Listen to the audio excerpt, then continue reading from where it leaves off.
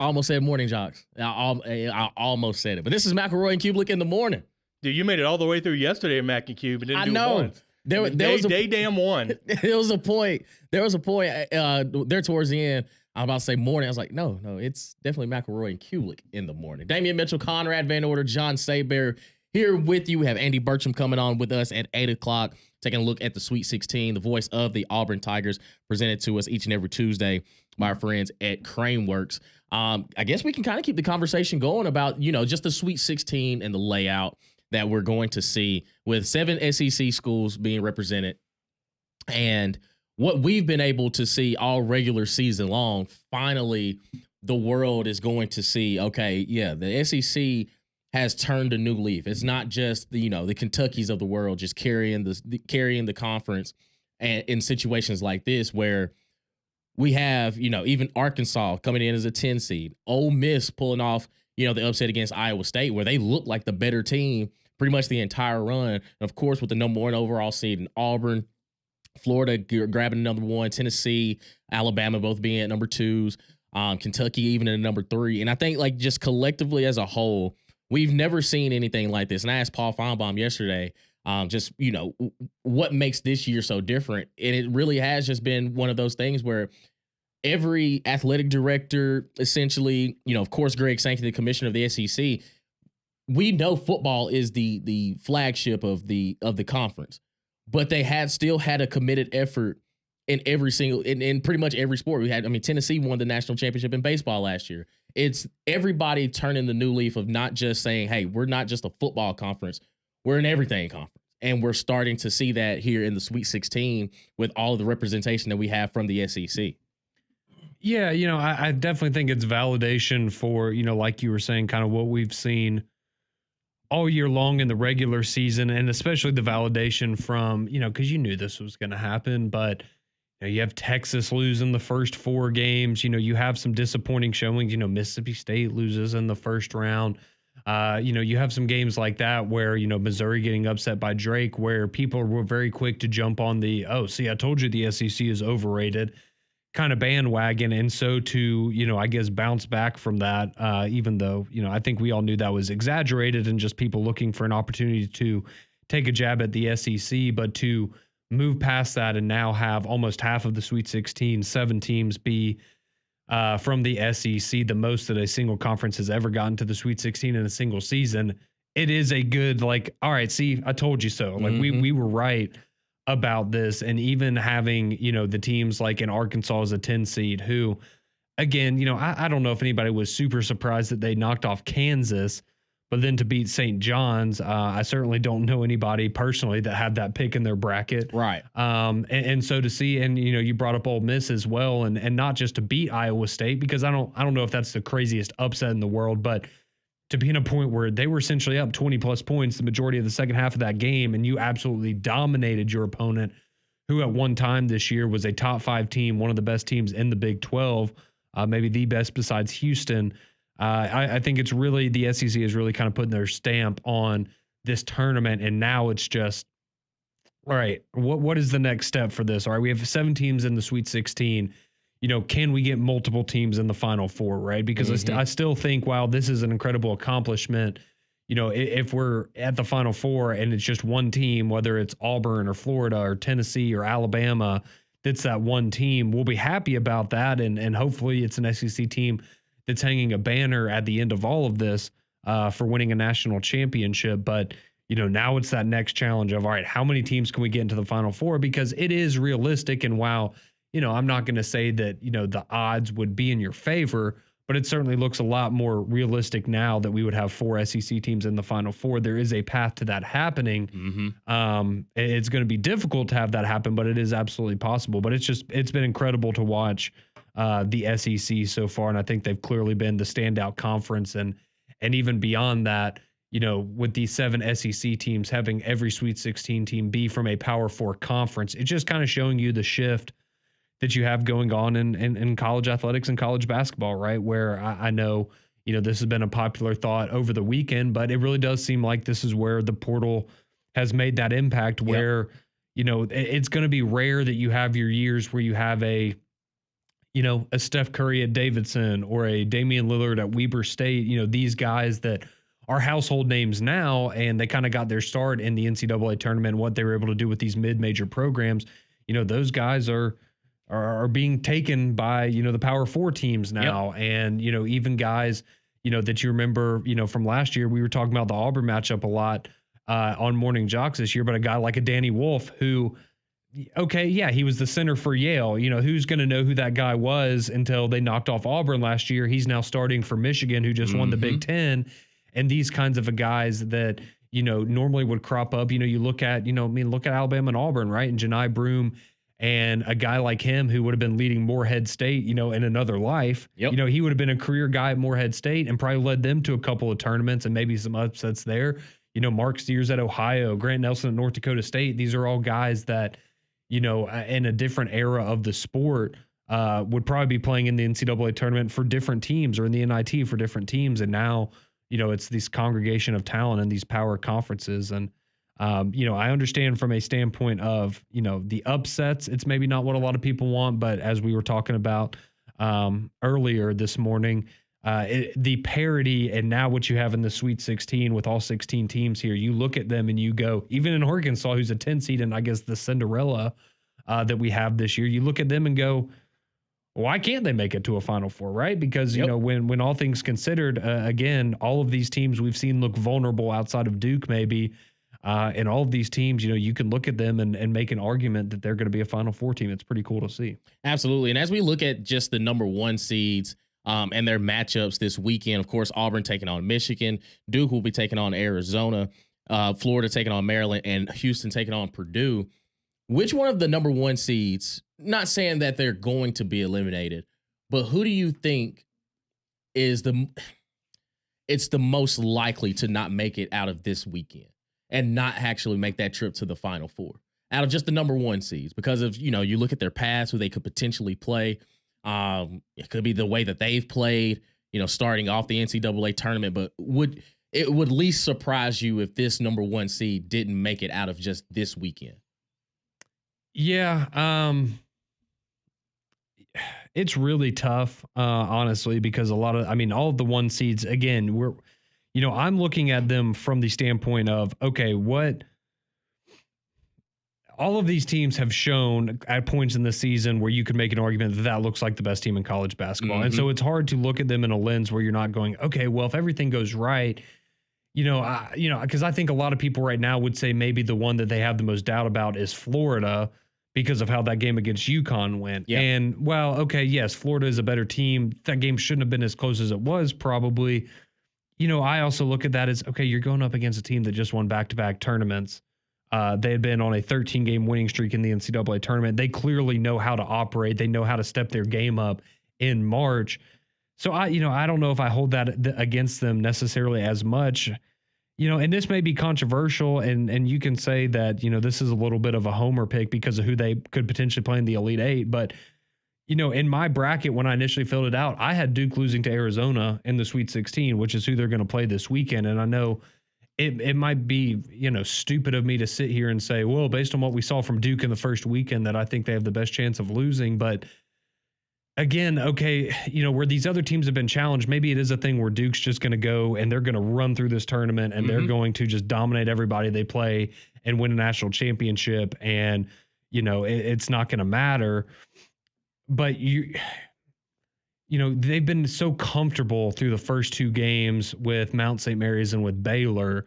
You just wonder what's going to happen. All right, if you do get into a close game against an Arizona or an Alabama and teams that from an offensive standpoint can keep up with what Duke is able to do. And so it's tough. And I would probably go Duke, and it's more so, it's not so much about Duke and my disbelief in what they can accomplish as much as it is Arizona's really good. Caleb Love's a guy that could go out there and give you 30 points. We saw what he did against Oregon the other night. He was absolutely incredible, and that was just a great game. But you look at what he can do offensively for a team like Arizona, and then if they do meet up with Alabama, we know Alabama obviously is capable of scoring 100 points on any given night. So I think maybe more so for Duke, it's that path where I think they have two tricky games back-to-back with teams that could score at the same rate that they can. where maybe I would have a little bit more concern about Duke. But hey, maybe that's just a little bit of my SEC bias of thinking that, you know, Florida and Auburn are just going to be able to kind of handle their business. And I think Houston they've looked really sharp. I know Gonzaga kind of made that game interesting late and certainly had an opportunity there to send that game to overtime. But I think it was more Houston making mistakes than it was Gonzaga. Yeah. Gonzaga just had the opportunity. It's like, oh, y'all struggling getting the ball in on the inbound? Okay, we got it. Like, we're here. Yeah. I think it was more of that. But I agree with you 100% too. Even with the Alabama and Duke matchup, I think the one thing about Alabama is because of how they play, you never really feel like they're out of it because all it takes is one run and the whole game will change on both sides, offensively and defensively. I think for Alabama, you have to make your shots. And when they do, they're hard to beat because teams have to match almost pretty much essentially point for point. Because if Alabama goes down and gets a transition, you know, quick three, boom, you're already down 3-0. You don't go back and answer and they hit another three, boom, you're down 2 possessions right then and there, like from the jump. And we've seen it on the other end when Alabama finds themselves in holes. Like you go back and watch, you know, the Auburn game in Coleman Coliseum. Auburn jumps on them quick, 9-0 to start things off. They end up losing by 9. So you're like, oh, if the start wasn't as slow as, you know, it has been, you can understand how Alabama could be favored in a lot of these matchups and it can go their way. And I think that's another thing for Alabama through 2 games in the NCAA tournament is they haven't started off slow. If anything, they've started off, you know, making the first basket and getting everything and getting the momentum rolling. And, you know, there are lulls because of just, you know, if the 3-point shot isn't falling, the team kind of feels as though they can, you know, step things up. Like Robert Morris, for example. Not once did I think Robert Morris was going to win the basketball game. But there was a moment there. It just got dicey. But it was more, again, it goes back to, like I said, about Houston and Gonzaga. It was Alabama was making more of the mistakes than Robert Morris forcing them to make the mistakes. It was just, you know, a bad pass here. And it's like, where's that turnover coming from? Like, where are a lot of these things? And I think Alabama's done a good job of that, kind of melding their identity a little bit differently because of who they're playing and not straying away from it, not going back to the old habits of a quick three. No, it's, our big men are having their way down there on the block. Let's feed it to them. You know, get into some pick and roll situations where I didn't think we were about to get Lob City from Alabama, but we've seen it through 2 games. Like, okay, they get a nice little, you know, pick and roll action. You might want to have your big man roll to the rim because if not, you know, Big Cliff is going to put one in the bag. And I think that for Alabama to have at this point, especially with it being in March, to not fall victim to their own mistakes and still finding other ways and other avenues to find ways to win the ball game, I think it's going to serve dividends in these tighter situations because of the talent that you're going to be playing from this point forward. Yeah, and I mean, especially in the St. Mary's game, right? Like that was a team that, you know, they are essentially polar opposites. If you were building or structuring a basketball team in the style of play, I mean, St. Mary's is about as opposite of Alabama as you can get. And, you know, like you're saying, you know, you found a different way to win the game. And while, yeah, you know, I think offensively at times, especially in the first half, you know, with some of the turnovers, that wasn't great. They got that fixed in the second half. But, you know, shooting wise, you didn't have, you know, maybe the performance from guys like Mark Sears that you're expecting to have, but you still found a way. You know, you're the first team in over 3 years to score more than 80 points against a team like St. Mary's. Mm-hmm. And to go up against that style of team, a defensive team, not have your A game offensively and still be able to do that, you know, I think it has to give you confidence going into a game with BYU, which I think that's going to be a very tricky matchup because BYU can run up and down the floor and they can score point for point with Alabama. But now you're playing a team that, you know, I would just say it's a better matchup for you if you're Alabama, right? This is something you should be more comfortable with the style of play, and it caters more to how you want to play the game. And so I think, you know, if Alabama goes out there and kind of shoots the lights out, or at least better than they have through the first 2 games, you have Mark Sears look more like the Mark Sears you saw in the regular season, then I think that does give you a lot of confidence going into a game against Duke. But yeah, I mean, it's going to be difficult, a difficult path for them either way. And Duke does look really, really, really good. But I think, you know, again, they've gotten a little comfortable. What's it like when you get pressed a little bit? And I think Arizona's a very good team, right? They had a little bit of an up and down regular season at times, but they're one of the better teams in the Big 12. And, sometimes when you have a dude, Duke obviously has dudes as well, but when you have a guy like Caleb Love, you're going to feel like going into any game, you're going to have a chance. So it's going to be a tough path for Duke. It's going to be a tough path for Alabama, but I think we all, at the end of the day, that's a matchup that we all really, really want to see. Absolutely. 205-834-9450. Your text message, your calls always welcome here on McElroy and Cubelic in the morning. Want to hear from you. Which number one seed do you think where you have the most doubt about making it out of this weekend with Sweet 16, Elite 8, and a potential chance to go to the Final Four? Just the number one seeds, because we're kind of handcuffed with SEC teams, both Florida and Auburn potentially finding themselves in the Final Four. We want to hear from you on the other side. Keep it locked right here on McElroy and Cubelic in the morning, Jocks 94.5.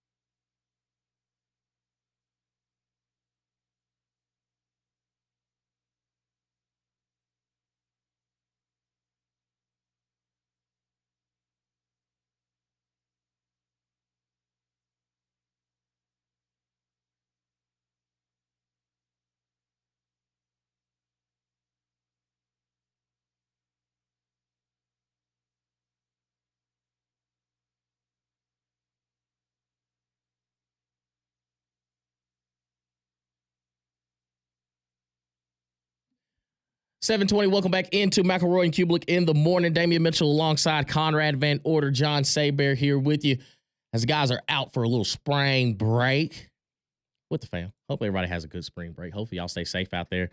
And also just know that the pollen is out. It is definitely out. Make sure you stay up on your medicine. And also you need to, for your flu, pollen, and allergy season, keep your home cleaner with the Train Clean Effects home air cleaner. It removes up to 99.9% of airborne particles, including those contributing to allergy and virus. It's proven more effective than standard and HEPA air filters. Contact a Train certified dealer for the Clean Effects air cleaner. Get your reaction from, what to expect with Auburn and Alabama this weekend. Also taking a look at the number one seeds. Which one do you think that's probably not going to be making it to the next weekend as far as the Final Four? Fanboy texted in. He says either Houston or Duke. Okay. Yeah. I mean, we were just talking about Duke. I think Houston,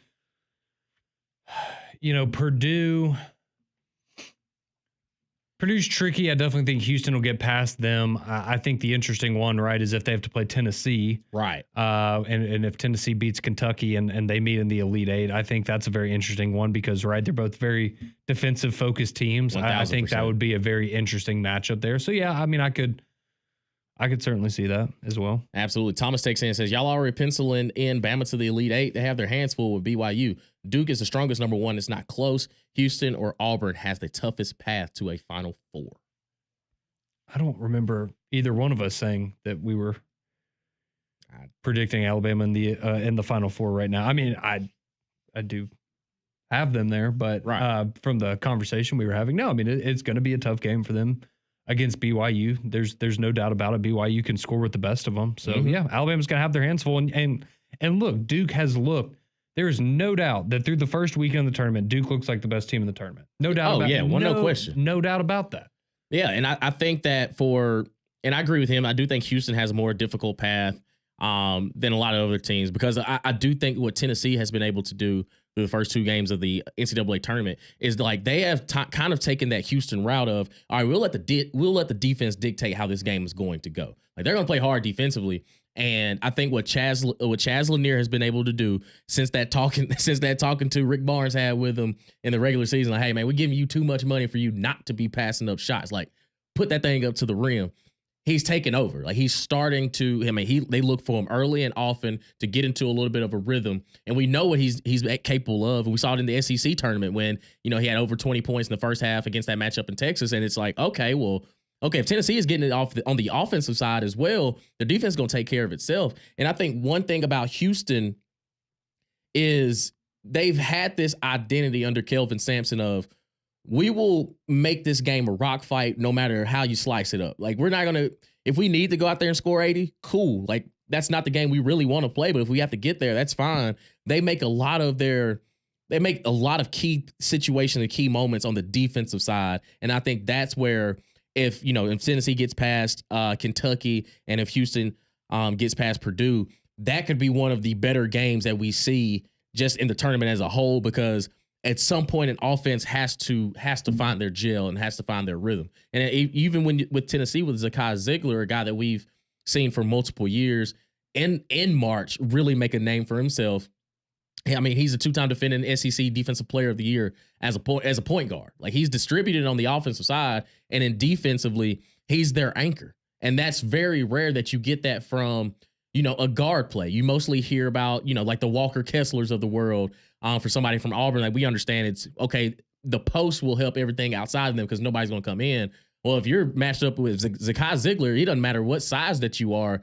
He's guarding the best player with the basketball. And I think a lot of what Tennessee does defensively, it starts with what Zakai Ziegler does to put pressure on the ball for the offense of the other team to not even get started up because he's, pestering the mess out of the guy that's dribbling. Yeah, and I think, having him and, going up against, if him and Houston played, have him going up against probably LJ Cryer, who's, Houston's best player. I think that would be an awesome matchup. But, I think, when you're talking about Tennessee, that team, I think there's no doubt that Zakai Ziegler is kind of the heartbeat of that team. But when it came to March, the question that we all had was about a guy like Lanier, right? Because last year when you made it to the Elite Eight, you had Dalton Connect that you could rely on, and that guy was a walking bucket for you. And while Lanier has played a similar role this year, he hasn't been quite as good as Dalton Connect was. But, again, Dalton Connect was a very, very good player. But now, if Tennessee can continue to have that here for the next couple of games, then you do feel like, okay, maybe this is that Tennessee team that can finally get over the hump for Rick Barnes and get to a Final Four, because you have that offensive firepower to go with the defensive side of that matchup there. So, yeah, I mean, I think I would love to see that game. It's not going to be one of the higher scoring games in the tournament if you get Tennessee and Houston. But I absolutely think that would be an incredible matchup, and that would be very, very difficult for Houston. And I think, again, let's be honest, whoever these teams play, and this is part of the, not having, I guess, any of those mid-major, Cinderellas that have a path to get in the Final Four because they're all eliminated, or to the Elite Eight. But once you get to a certain point, like really once you get to the Elite Eight, right, is Auburn better than Michigan? Yeah, Auburn's better than Michigan. Is Alabama better than BYU? Yeah, I think they are on paper. That doesn't mean that they're guaranteed to win these games, but you can say confidently, okay, yeah, if they play their best game, they shouldn't have to really sweat these games out too much. However, once you get to the Elite Eight, and I know that's where, we've talked a lot this year about what qualifies as a successful season for Auburn and Alabama.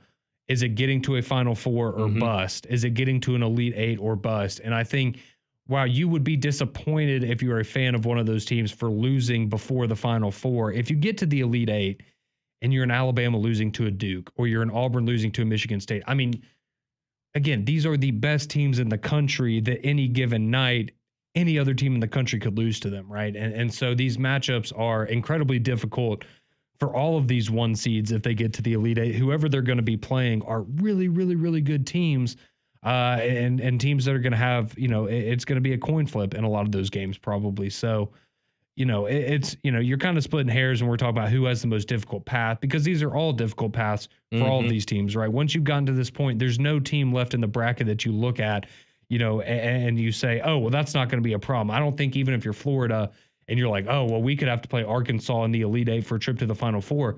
Do you like your odds in that situation? Probably so. But at the same time, if Arkansas is the matchup with you, that means that we're seeing the best version of Arkansas we've seen all season long, getting them to an Elite Eight. And I don't think that, you can look at that as, oh, well, Florida would just roll over them. So the path for all of these number one seeds is going to be incredibly difficult, because every team that's left in the tournament is very, very good and has a lot of talent on their roster. And I think that's why this tournament this year so specifically, and yes, we can understand what the transfer portal NIL has done, that you don't get the developmental guys from the smaller conferences or the mid majors and things like that, because of the fact that if they're already developed, somebody from the top heavy schools are going to go ahead and get them. Like, you don't have the time to build up somebody, because the moment they see, oh, he's got potential, here comes the calls from, the Tennessees, the Auburns, the Alabamas, and things like that.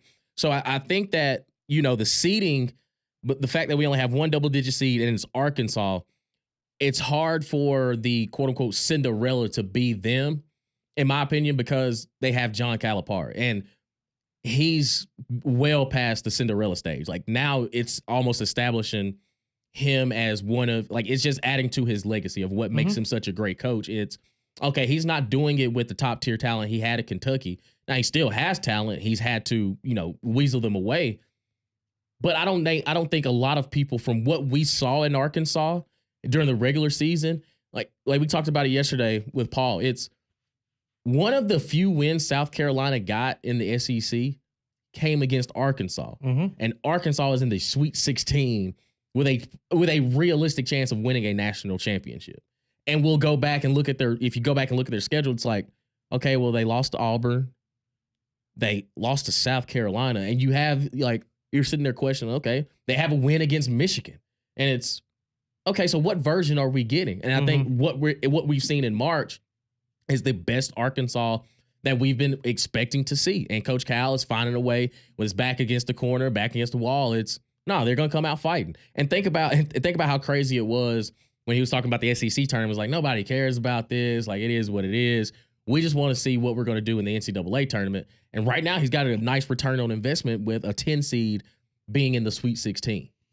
Yeah, and I think, it was really cool after the St. John's win, for anybody that saw it or heard it, but in the locker room after that game, you heard Coach Cal say that this was the most rewarding season that he's had as a head coach, and it's because of all of the adversity and how essentially everyone was incredibly critical, and including us here, and I think rightfully so at the beginning of the season, right? Because Arkansas spent a lot of money to bring him there. They spent a lot of money on that roster, and it just wasn't working, and for whatever reason. But then they figured it out, right? The guys came together. They figured out how to play together as a team and bring in all of these different personalities and styles of play. And we're going to go and handpick this guy from Tennessee and this guy from Kentucky and this guy from FAU and this guy, and you were able to bring them together, and it just took some time. And I think now it's incredibly impressive what he's been able to do. And I think, you can look at Arkansas, you can go look at a lot of these teams.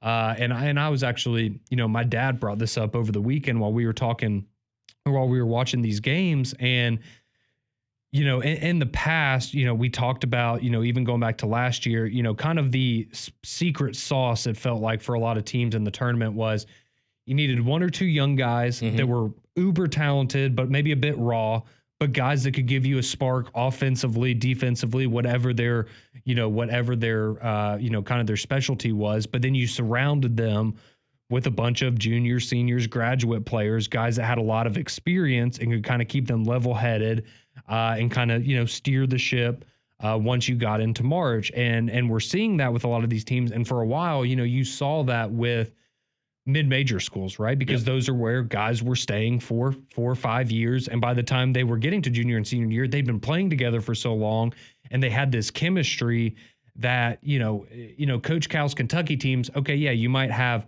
3 5-star freshmen on your team, but they haven't been playing together for 5 years, and you saw them get knocked out of tournaments early on. And now you're looking around the SEC and you're looking at, Alabama, against St. Mary's, their starting lineup, Philon's a freshman. Every other guy, all the other 4 guys are graduate players. Yep. And you're seeing that with places like Auburn, right? And with Pettiford and the role that he's playing, and you're surrounding him with a bunch of guys that have been playing basketball for 4 and 5 years. And we've made all these jokes about how old they are, and some of the players are in some of these teams, but that was the formula for these mid-majors to go on these Cinderella runs for so long. And now you're seeing that everywhere in Power 4. I'm not saying you didn't have that at times before, but it's so prevalent now that I think that's why, you're starting to see this big difference where, these mid-major teams, yeah, some of them, yeah, they can pull off an upset. You can have a McNeese beat a Clemson. You can have a Colorado State get a win in the tournament. But at the end of the day, they're going to kind of have a cap on how far they can go. And we'll see if that's something that continues. But at least for this year, that seems to be the case. And just that formula that worked for these mid-majors for so long has now been transferred into the Power 4. And I think that's a big part of why you have 16 teams in the Sweet 16, and they're all from Power 4 conferences. Absolutely. 205-834-9450. Of course, phone lines, text line always open for you. We'll take a little bit of a pivot right here. We'll talk some spring football news coming out of Tuscaloosa. Some reports from spring practice. Of course, we heard about Austin Mack having a couple good days, but it seems like that conversation has started to change at the quarterback position. We'll take a look at what's going on for the Crimson Tide in spring ball. We're going to return here on McElroy and Cubelic in the morning on Jocks 94.5.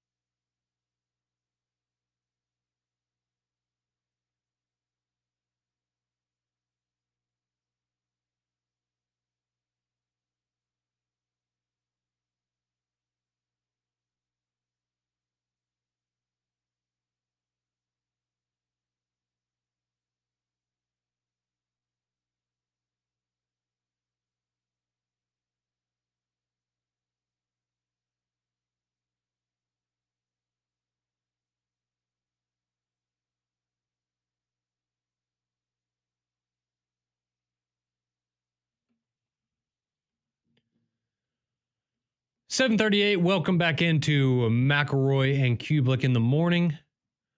Greg and Cole taking the week off, enjoying a little spring break. So myself, Conrad Van Order, and Damian Mitchell here with you. John Saber with us as always as well. Appreciate you joining us here on this Tuesday morning. Spend some time previewing the Sweet 16, talking about who has the most difficult path for the 1 seeds in the NCAA tournament. But we do also we've been talking a lot of basketball, and we're very grateful. It's been a great season. We've had a lot to discuss over the last few months, but we are getting back into football a little bit. Alabama's had some spring practice going underway for a couple of weeks. They did break for spring break as well, but now Auburn set to get underway today with their first spring practice. Hugh Freeze is going to speak to the media at 10 a.m., so they'll have that for you on 3-man front later today. But things getting started there on the plains of Auburn, a lot of expectations, bringing in a lot of new faces. Of course, Jackson Arnold, the biggest of all of them, after a complete overhaul of that quarterback room for Hugh Freeze there on the plains. So we'll spend some time talking about Auburn, maybe some of our expectations, what we want to see from them in spring practice. But Damian, we do have spring ball continuing on in Tuscaloosa, and we know there's a big quarterback battle going on down there. Ty Simpson, the guy who's been around for a number of years in the program, Keelan Russell, the highly touted 5-star recruit coming in hot off of a fantastic high school football career, and then Austin Mack, kind of the third guy, at least we thought going into the spring, who transferred over from Washington with Coach DeBoer last year. And it looks like Austin Mack's kind of been the talk of the town a little bit in some ways here in spring practice, Damian. So why don't you fill us in on some of the latest with the Alabama quarterback? Yeah, this tweet coming in from Brady Smoot. You can follow him at Brady Smoot on Twitter. He said he has some spring Alabama notes. He talks about all 3 quarterbacks are pretty good. Of course, we heard last week, at least the beginning parts of the week, that Austin Mack was starting to gain some ground, really starting to turn some heads. But he also tweets that the job is Ty Simpson's to lose, and I think that's where that's not a surprise. Exactly. I think that in this point of the year, it's spring ball. Ty Simpson's already been there for a year, so he knows, he's familiar with Kalen DeBoer. Same with Austin Mack. And I think for Ty, it's the fact that yes, he's the oldest of the bunch. Like he's a guy that's been at this Alabama program the entire run, the entire ride. It's almost like he's waiting his turn. But I think that's the ideal position you want to be in, and you're looked at and almost penciled in as the starter. You're taking the first team reps. And I think it's very developmental because, okay, if Keelan Russell isn't ready just yet, it's fine. He's a freshman. Nobody's asking him to go out there day one and take the field by storm. But when you're getting early comparisons of Jaden Daniels.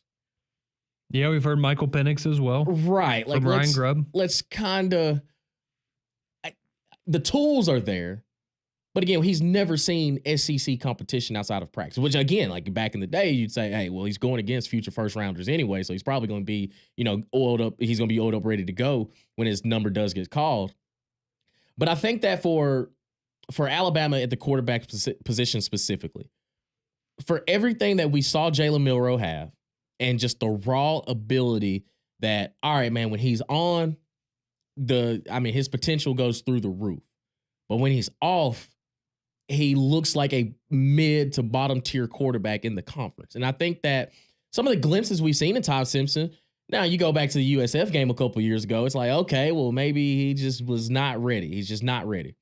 Well, now that the quarterback room is emptied out and he's been there the longest, you expect him to be ready now. And he's gotten thrown into the fire in a situation where, whether you want to say he got benched, he got pulled, or whatever, Jalen Milroe wasn't playing at a level that Nick Saban wanted him to play.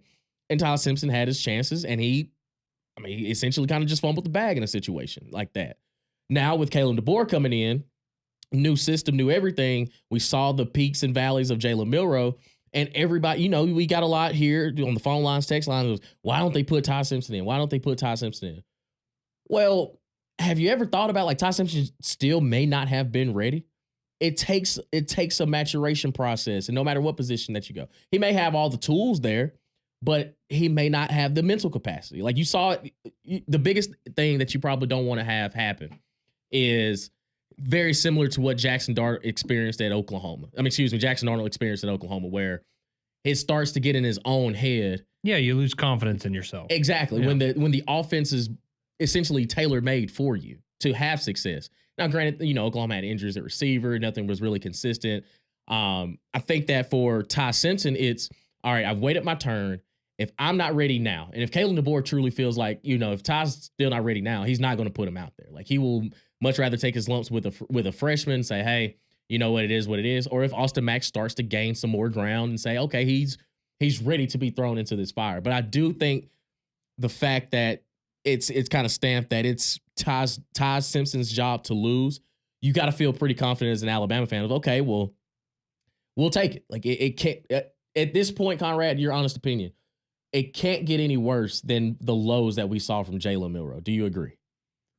Well, I mean, I guess technically it could get worse, but I would not expect it to. It would be hard for it to be worse than that. I get what you're saying there. With Ty Simpson, and I think this is something, and this is by no means an indicator for future success. We've seen plenty of guys that have been bust like this. But I think we also forget, because we get so caught up in what have you done for me lately and what's the shiny new toy. And, I am super excited for Keelan Russell. Whenever it is his time to take the reins in Tuscaloosa, I'm excited because his potential is absolutely through the roof. But Ty Simpson was a guy that when he came, he was a 5-star recruit out of high school coming into Alabama. Like, this isn't even a situation like a Mac Jones necessarily, where it's a guy that comes in and,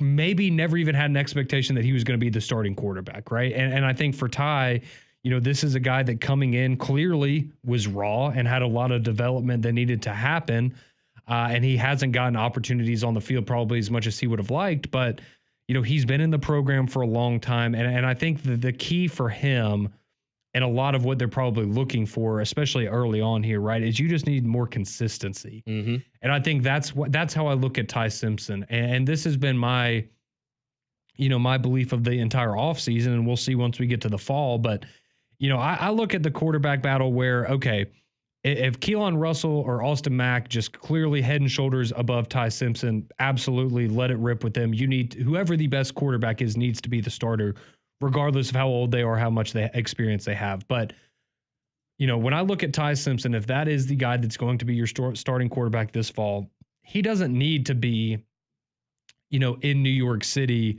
as a Heisman finalist at the end of the year for Alabama to make a college football playoff and compete for a national title, in my opinion. Mm-hmm.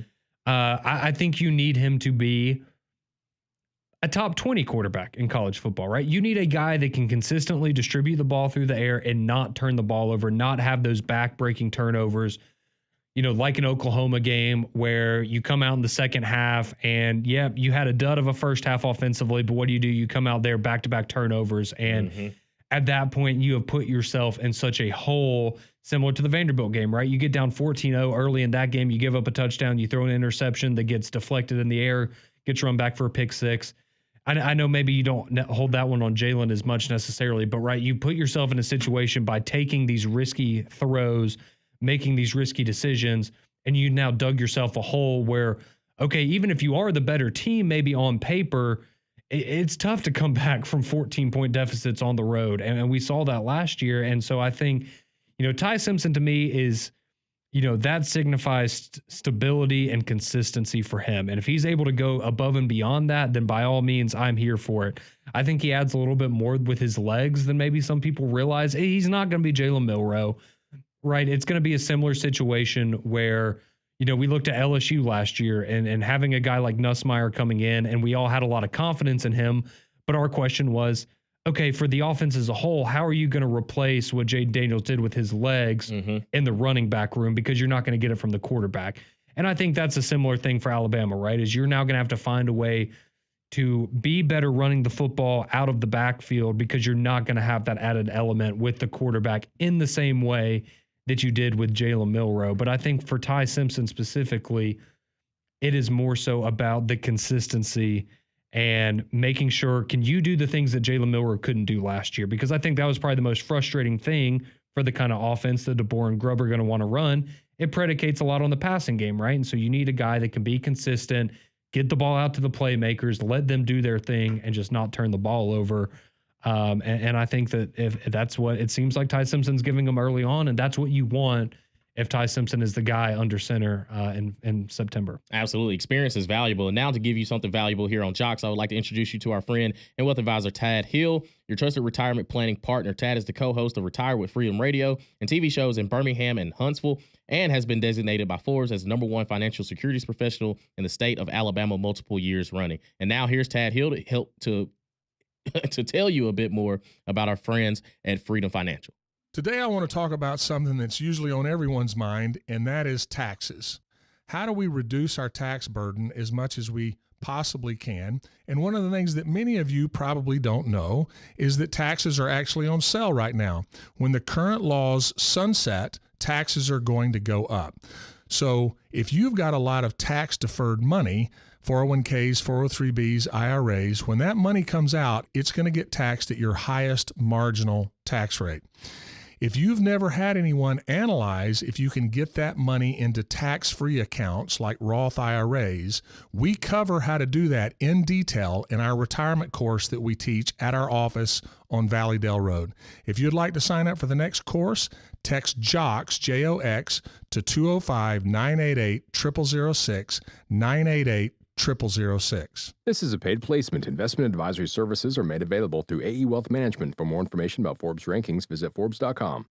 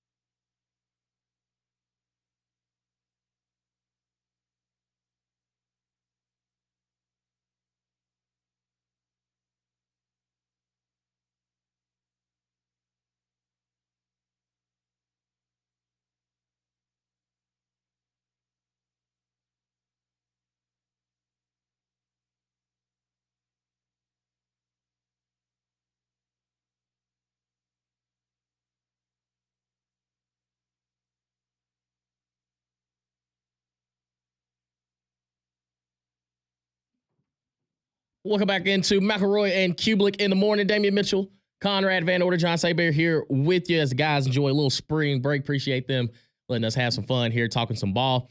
205-834-9450. Your text message, your calls right here before we set up with our buddy Andy Burcham. Brought to you by our friends at Craneworks. We're discussing Alabama quarterbacks heading into the 2025 season as spring reports are starting to come on out. Let's go to the phone lines. Let's go to Nick in Chelsea. Wants to talk some Bama quarterbacks with us. What's going on, Nick? What's up, guys? How you doing this morning? Doing well, brother. So I've never been on Ty Simpson. I'm an Alabama fan. And what really cemented it for me was last year's game against Mercer when he got in for that little bit. I mean, he just did not look impressive at all. I mean, he was unsettled. He was only completed 50% of his passes. and that Hail Mary downfield pass, whatever that was. I mean, it was miraculous, and it was a great play, great highlight, whatever. But, run that play back. It's not going to happen 9 times Yeah, out it of wasn't 10. great. Yep. And I think going into the 2025 season, I really think Austin Mack is going to be the guy. What I've seen from him in practices and in a little bit of his time at Washington, I really think he's got kind of that X factor, and I don't think Ty Simpson really has that. Okay. Hey, Nick, we appreciate you, buddy. If I remember correctly, I think that Mercer game, I'm going back to look, I think that's the game where Austin Mack got in and threw that touchdown pass at the end. And I mean, it was the only touchdown he threw last year, but it was a pretty nice one. Hey, we'll take it. Doug and Mountville wants to talk some Bama quarterbacks as well. What's going on, Doug? Hey guys, always good to talk some football here in the early spring. But I want to talk to you about Russell and Mack. I mean, I feel like those have to be the quarterbacks. It can't be Ty Simpson. I mean, he may be the starter, quote unquote, but when you get to SEC play, you can't have Ty Simpson. I know you guys talked about, well, he was a 5-star quarterback coming out of high school. Yeah, well, so was Ben Davis. I mean, sometimes it just doesn't pan out for the guys, and I mean, he stuck around. He seems like he's a bright guy, but if he had the talent, I think we would have seen it against Michigan when Jalen was just falling apart. I don't feel like the coaching staff has a lot of confidence and faith in him, and for those reasons, as Shark Tank would say, I'm out. All right, That's what that Feinbaum too. Yeah. I don't know, man. Like, my thing is, it goes back to, you remember a couple months ago when Dylan Lonergan went into the transfer portal and David Hoover was like, I don't want him to go to Auburn. I was like, we hadn't even seen him in an Alabama. Like, we barely saw him in Lonergan. I was like, we hadn't even seen him in an Alabama uniform in meaningful snaps, but you're worried about him going to your Archtown rival. I don't know. Like, I would lean more of the experience route because Ty Simpson has been there before I would put a freshman who's never played and a guy that's transferred but hasn't really, because to me, we don't see day to day. We don't see how everything goes on day to day, because it's very similar to this conversation last year with Ty Simpson to Jalen Milroe. If he was making those strides in practice, then he would have been out there on game day. I don't think that Austin Mack, whether a year, I think the raw talent is very similar to Taylor Green. Like, I think, like, body size wise, but if Austin Mack had truly made that next jump, we would hear more rumblings about it. Like, he wouldn't be necessarily QB3 behind a freshman coming in. Yes. I guess I just look at it like this. I understand the concern of, well, he's been there for so long. If he was really that good, he would have been the starter by now. And I can understand that. I guess I look at it as, I mean, if you're going into the season, excuse me, all three of these guys have a very similar level of experience in terms of meaningful game reps. So I guess that's just where, for me, it's okay if you want to go with a younger guy because you think it'll be better for his development. I can kind of understand that. But at the same time, if we're going to knock Ty Simpson for, well, he hasn't got, we haven't really seen what he's been able to do, or in the limited times we've seen him, he hasn't been impressive.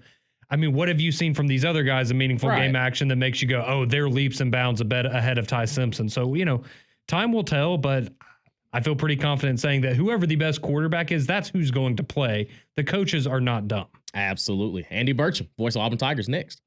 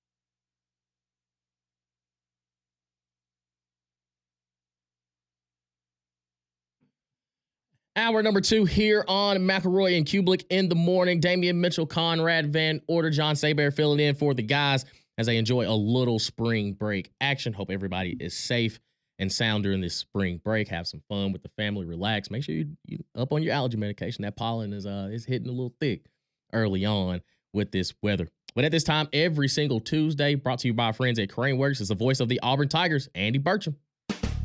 Lift it, load it, grade it, grind it, move it, haul it, rig it, dig it, Craneworks, Rentalworks, yeah! The big dog's got it. The voice of the Auburn Tigers, Andy Burcham, on Mac and Cube in the morning is brought to you by Craneworks. Lifted, buy and rented, the big dog's got it. Now, Andy Burcham. Andy, we appreciate you hopping on with us as you do each and every Tuesday. Just from the first 2 games of the NCAA tournament. Yes, it may not have been as pretty as a lot of people wanted it, but Auburn finds himself in the Sweet 16. Just right now, how do you feel about this matchup heading into Michigan, just based off what you've seen the first 2 games of the NCAA tournament? Well, I think Auburn feels good about going to the second round. Auburn hasn't been to the second weekend of the NCAA tournament since that 2019 run to the Final Four. So, I mean, there were disappointing losses to Miami a couple years ago. Had a 10-point lead against Houston in Birmingham 2 years ago, and then of course we know about the first round loss to Yale last year. So I don't know if relief is the best word, but Auburn felt good about its win against Creighton. I'm not sure Auburn felt great about its win against Alabama State in the opener. Certainly felt good about the way it played in that second half against Creighton, and now gets another supreme test with Michigan on Friday night at about 8:40, I guess, our time. And so looking forward to it. Looking forward to this matchup of the SEC and the Big Ten. It could be the SEC and the Big Ten twice for Auburn, or it could be the SEC and the SEC, or the Big Ten and the SEC. That's the 4 teams that are there in Atlanta starting on Friday. So really looking forward to this. I think Auburn will have a big crowd on hand if folks can afford the tickets to the State Farm Arena, and just looking forward to it. You know, this is my 6th year calling men's basketball for Auburn. I've never been this far before, so I'm looking forward to the Sweet 16 game on Friday night. So, Andy, I wanted to ask you, just through 2 games, you know, kind of what your takeaways are about Janai Broome, because while he's been doing his job, he's got double-digit rebounds in both of the games so far. Had 14 points against Alabama State, only 8 against Creighton. Just kind of what have you seen from Janai Broome in these first couple of games? Because it doesn't look like, you know, he looks like the same player who, in my opinion, was the National Player of the Year in the regular season. So what have you seen from Janai Broome through these 2 games, and what do you think it's going to take to get him back into that form here moving forward against Michigan? Because Auburn certainly would like to see that, I think. Well, no question about it. I mean, he was the best player in the country, I think, throughout the season, and basically did what he wanted to do. And I think teams are concentrating a little bit more on Janai. In the game against Creighton, every time he had the ball, he was doubled with a 7-footer and somebody else. And I think that affects you. And he'll get tested certainly this Friday with 2 7-footers. Vladislav Golden is 7'1". Danny Wolf is 7 foot. Auburn has faced Danny Wolf before. He played for Yale a year ago out in Spokane, so Auburn's familiar with he. And both of these guys are big and they're physical. They're both really good rebounders. They're both averaging double-digit rebounds in their first 2 games of the NCAA tournament. So Janai has to find ways to score. Auburn hasn't faced 2 7-footers in a starting lineup like they will face this Friday night in Wolf and Golden. But listen, I don't know if pressing is the right word for Janai, but the scout is out on Janai, and teams have concentrated on Janai. Fortunately for Auburn, this isn't just the Janai Broome show this season. And we have seen different guys step up. Miles Kelly against Alabama State, Tahad Pettiford against Creighton, Denver Jones against Creighton. So it is not just the Janai Broome show for this Auburn team. Chaney Johnson played better in the first 2 games of the NCAA tournament, averaged in double figures for that. So you look at this Auburn team, and it can beat you in a number of ways. and that is good for Auburn. And this game may not be a game where Janai goes out and gets a double-double because of the size of this Michigan ball club. But it may be a game where Janai gets double-figure rebounds and near double-figure assists because when the ball comes into him, there's going to be somebody open on the perimeter on Friday night. Auburn will be tested big time by this Michigan ball club. They are playing very, very well, coming off of a Big Ten tournament championship and their 2 wins in the first 2 rounds of the NCAA tournament. And, of course, we know the matchup with Trey Donaldson at the point, who was a part of Auburn's SEC championship team a year ago. So there's a lot of intrigue with this game on Friday night. Here with the voice of the Auburn Tigers, Andy Burcham, presented by our friends at Craneworks. And Andy, we saw a couple guys get banged up against Creighton. Overall, health-wise, is everybody at 100% or as close to 100% heading into this matchup with Michigan? I think as much as you can be at this time of the year. Chad Baker-Mazar went down and injured his hip in that ball game, came back for a little while, and he was a force early in that second half against Creighton. I believe that he's fine. Getting a week to prepare for this game will certainly help Chad, who's been a little bit banged up for about the last half of the season, different bumps and bruises. Dylan Cardwell went out for a while because of cramps in his legs. I believe he's going to be back for Auburn. I think Janai is still working through that injured ankle. I'm not sure that's going to be 100% until after the season's over for Janai. But I think for Auburn, as late as this season is and as physical as Auburn plays and as physical as Auburn's opponents have played, especially in the Southeastern Conference, Auburn's going to be about as healthy as you can be getting ready for the Sweet 16 Friday night. So, Andy, I wanted to ask you about one of those players you just mentioned, and that's Dylan Cardwell. And, you know, he's a guy that I feel like it's impossible not to root for him and just his journey and what he's been through to get to this point with Auburn.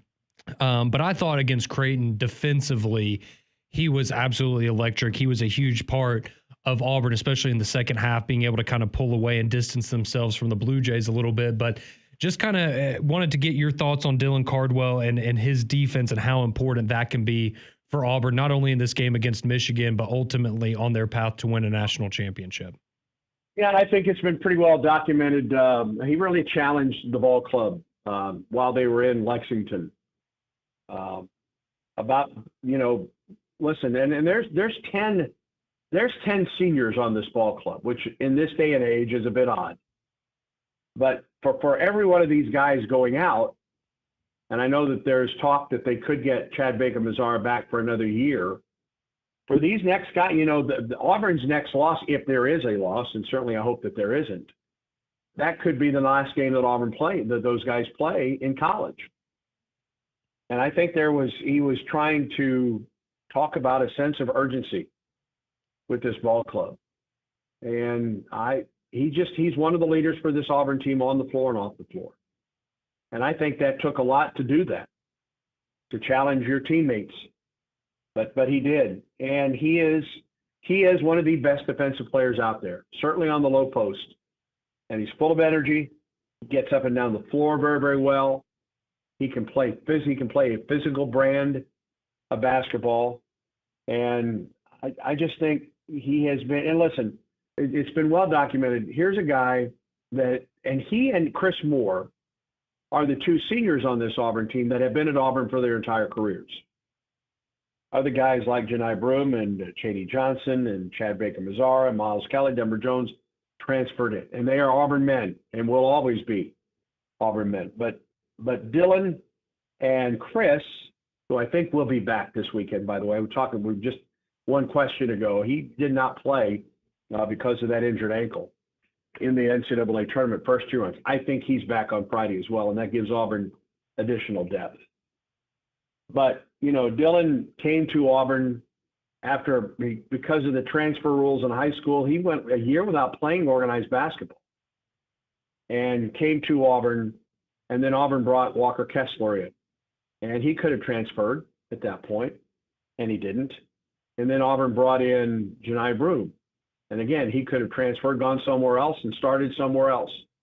And Auburn brought in Chaney Johnson, who has not really dipped into his playing time, but he could have gone as well. and decided to come back for another year for Auburn, and has graduated with honors, is working on his advanced degree. To me, he should be celebrated as a model student athlete in this day and age of NIL and the transfer portal and everything that people get so riled up about. This guy has stayed with it. And when Auburn decided to start its two bigs this year, it has paid off for Dylan. It has certainly paid off for Auburn. And he will forever be an Auburn man. I think his career will be celebrated long, long after his time at Auburn is gone. And Andy, before we get you out of here, when we're talking to you next Tuesday, what will be the reason why Auburn survived the Sweet 16 and Elite 8 weekend and punched their ticket to the Final Four? That's a great question, because for these guys, for these players, for this group, this is uncharted territory. They've never been this far. Well, I guess Cheney did in Division II.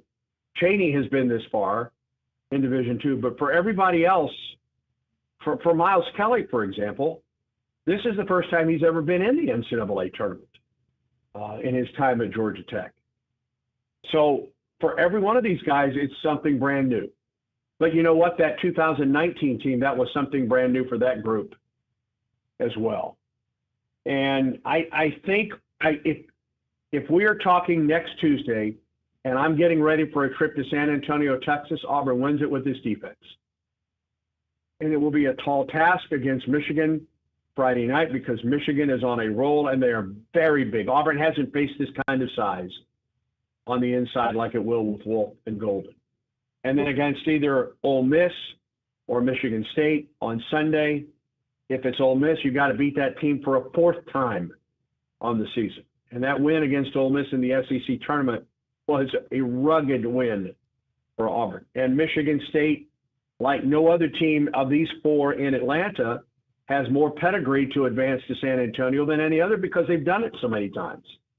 So I think defense wins it for Auburn this week. I'll be shocked if Auburn scores 90 in either of these two ball games, but it doesn't have to.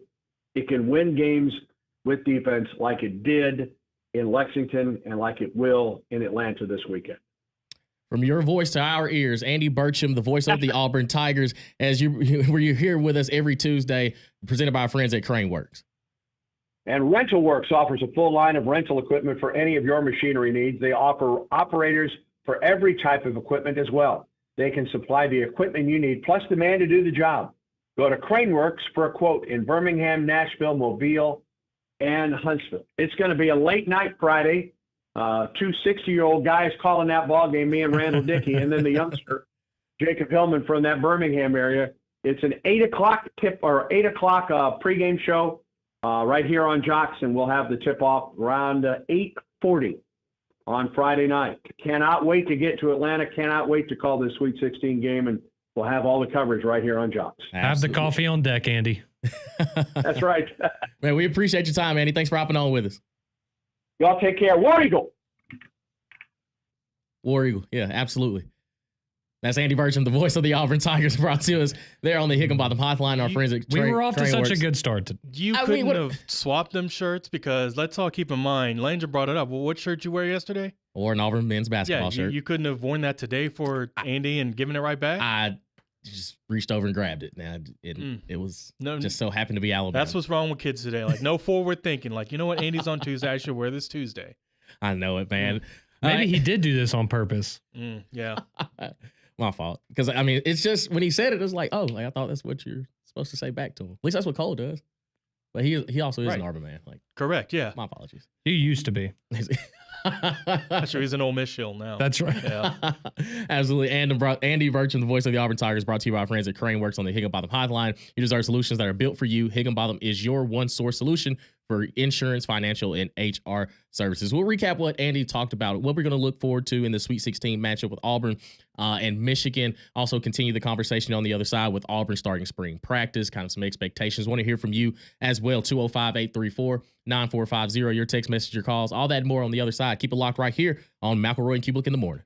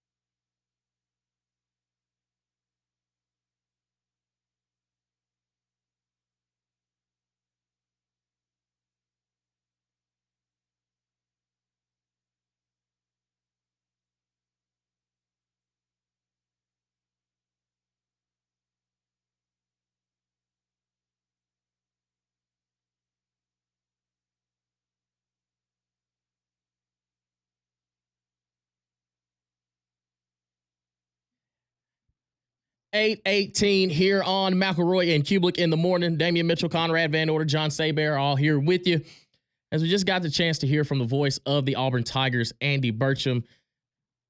And he kind of makes I like his answer for the reason why we would talk to him next Tuesday and Auburn heading to the Final Four will be on the defensive side. Like their defense showed up. And think about late in the Creighton game, just this over the weekend. And when they needed stops, they made Creighton force up tough shots defensively. And think about some of the switching that they had. Janai Broome was going out there to the 3-point line on their guards and staying within, he was staying in phase with them. And I think that's where Auburn kind of has that extra gear to them, because we know what Dylan Cardwell has been.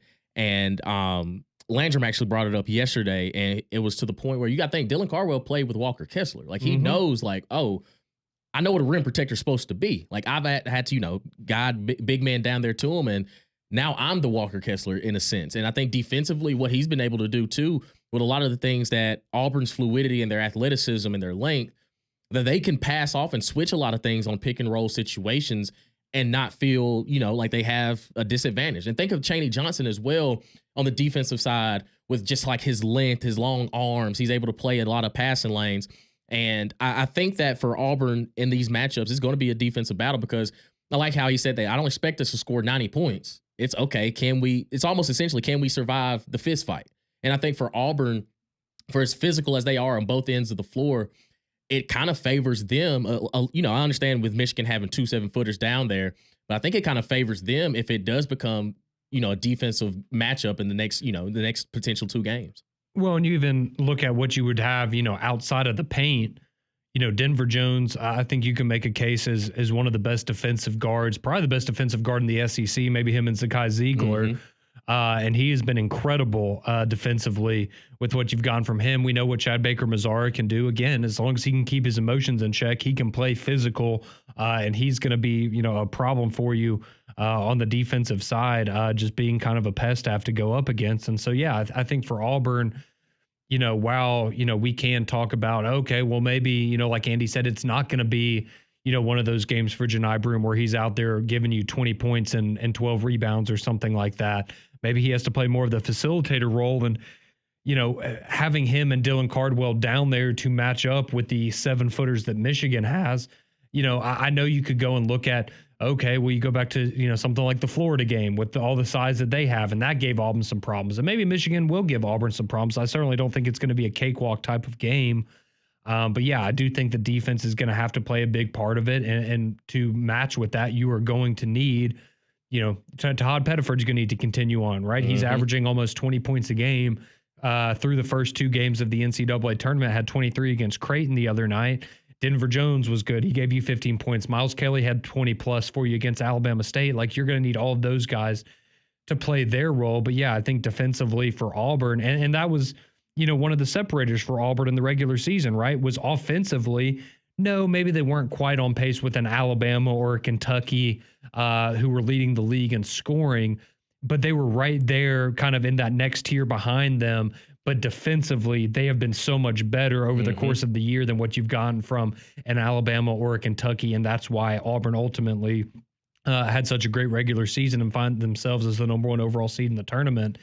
And you're going to need that to come up big for you here. So, yeah, I agree with everything that Andy said about that matchup. And I do think, we talked about a little bit earlier, I just wonder for Auburn, again, this is the first team, like he said, all of these guys have never made it this far in the NCAA tournament before, right? None of these guys were here when you went on that Final Four run back in 2019. And so now that you've kind of gotten past that expectation, because you can't tell me that doesn't weigh on your mind. I mean, Bruce Pearl even said going into the tournament that they talked about the Yale game from last year. Like they were open and said, how do we not let this happen again? Because we've seen really good Auburn teams, whether it was last year's team, the Jabari and Walker Kessler team, that can't make it out of the first weekend of the tournament. And now that you've finally done that, as you were expected to do, but now that you've actually done it, does that kind of let you play loose a little bit again? Do you go back to being the Auburn we saw in the regular season where you don't feel all that pressure on you of, oh God, we can't choke in the first weekend again and have this disappointment of not even making it to the Sweet 16. Well, now that you're there, is that going to allow you to play more loose and more free and just play the style of basketball that you're accustomed to playing? Or, is it going to have the opposite effect and now it just ratchets up the intensity because it's okay, we've made it this far, but now, we're walking on eggshells because we are the number 1 overall seed. We have expectations of winning a national championship and you end up playing tight. I think it will be the former because the mental aspect of sports, we know, is a huge part of it. And getting that monkey off your back, I think, could do wonders for Auburn. But it's going to be tough. If we are, like you said, if Andy's on here next Tuesday and the conversation is, heading to San Antonio, what's this Final Four matchup going to look like with a Florida or a Texas Tech or a Maryland or one of those types of teams, or an Arkansas?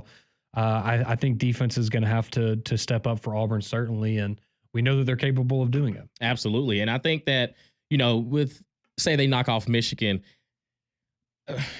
I'm not going to rule out Ole Miss because there's a reason why Chris Beard is coaching in the Sweet 16. He has that team. Like, they come out the same way they did against Iowa State. Yeah, Michigan State's going to have to. They're going to put the big boy pants on and play. But I think that the matchup with Michigan State doesn't feel as daunting as the mental it would be if Ole Miss is sitting there waiting on you in the Elite Eight because of what you've done to them already in the regular season and in the SEC tournament. It's not only you have to think about, we were talking about, just a couple weeks ago of a potential Auburn and Alabama matchup in the SEC tournament. Well, hell, they may see Ole Miss 4 times in the year. And of course, we know what they did to them in Neville Arena, but you went over to Oxford, Mississippi, handled your business. And even in the SEC tournament, Ole Miss, they gave you a couple punches, but they also let it slip there towards the end. So I think no matter who you match up with in the Elite Eight, you kind of give Auburn the edge if they play their A game. Like, if we do get the Janai Broom that we've seen in the regular season, if everybody from the Denver Joneses, the Chad Baker Mazzaras maximizes in their role, there's a reason why they're the number 1 overall seed in the NCAA tournament, because at their absolute peak, they are the best team in college basketball. Now, through 2 games in the tournament, maybe not so much. You can say, hey, Duke is pretty much on the tear as the number 1 seed, and they're going to handle their business. Florida, again, no matter how you slice it up, that was a 2-time defending national champion team in UConn, and Florida found a way late in that game to find a way and win it. And then Houston, you think of, they jumped out on SIUE and beat the brakes off them, but they were in a dogfight, no pun intended, with Gonzaga. So I think that all 4 number 1 seeds have kind of shown something. I think Duke is a little bit more optimistic because they've handled their business in a very convincing fashion against a pretty good Baylor team, and they beat them by 23 points. But I think the other number 1 seeds have shown enough of a little chink in the armor of, all right, if they don't play their A game, they might not make it out of this weekend. Yeah, and I think we all get wrapped up in, sometimes, maybe this team doesn't look as good as I expected. And, it's just funny because, on one hand you have that, and then on the other hand you have, well, it's survive and advance, right? I think sometimes we forget that, in these tournament situations, right, you're playing against teams, and especially when you're number 1 seed, a lot of times, your opponents are, they have nothing to lose, right? Because no one's expecting them to win going into those matchups. They have nothing to lose. Their season's on the line. They're going to throw, everything in the kitchen sink at you.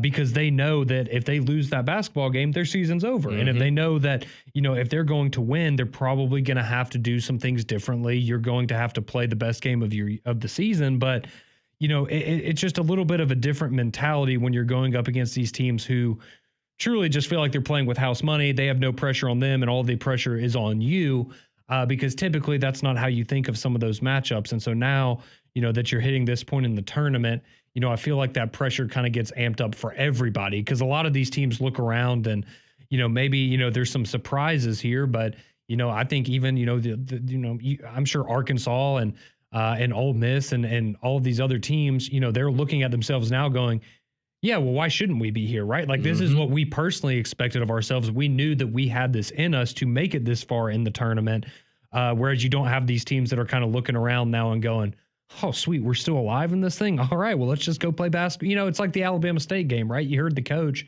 going into the Auburn matchup. What was his attitude? We're happy to be here. We're glad we won the first 4. We're going to shoot a lot of threes and see what happens. And it worked for the first half, right? But you had a team that, they know they're probably not going to win that game. They know that the deck is completely stacked against them, and they're going to have a miraculous night on top of maybe an Auburn not playing their best in order to pull off that upset. But you're now getting past those teams, and you're now at teams that have similar expectations with you, and so they have a similar amount of pressure that's on them. And again, I just go back to the mental side of it for Auburn, and I think this maybe frees you up a little bit compared to where you were in the first weekend. And now you have a chance to go and get revenge on a former player, a former Alabama player, a former Yale player who knocked you out of the tournament last year.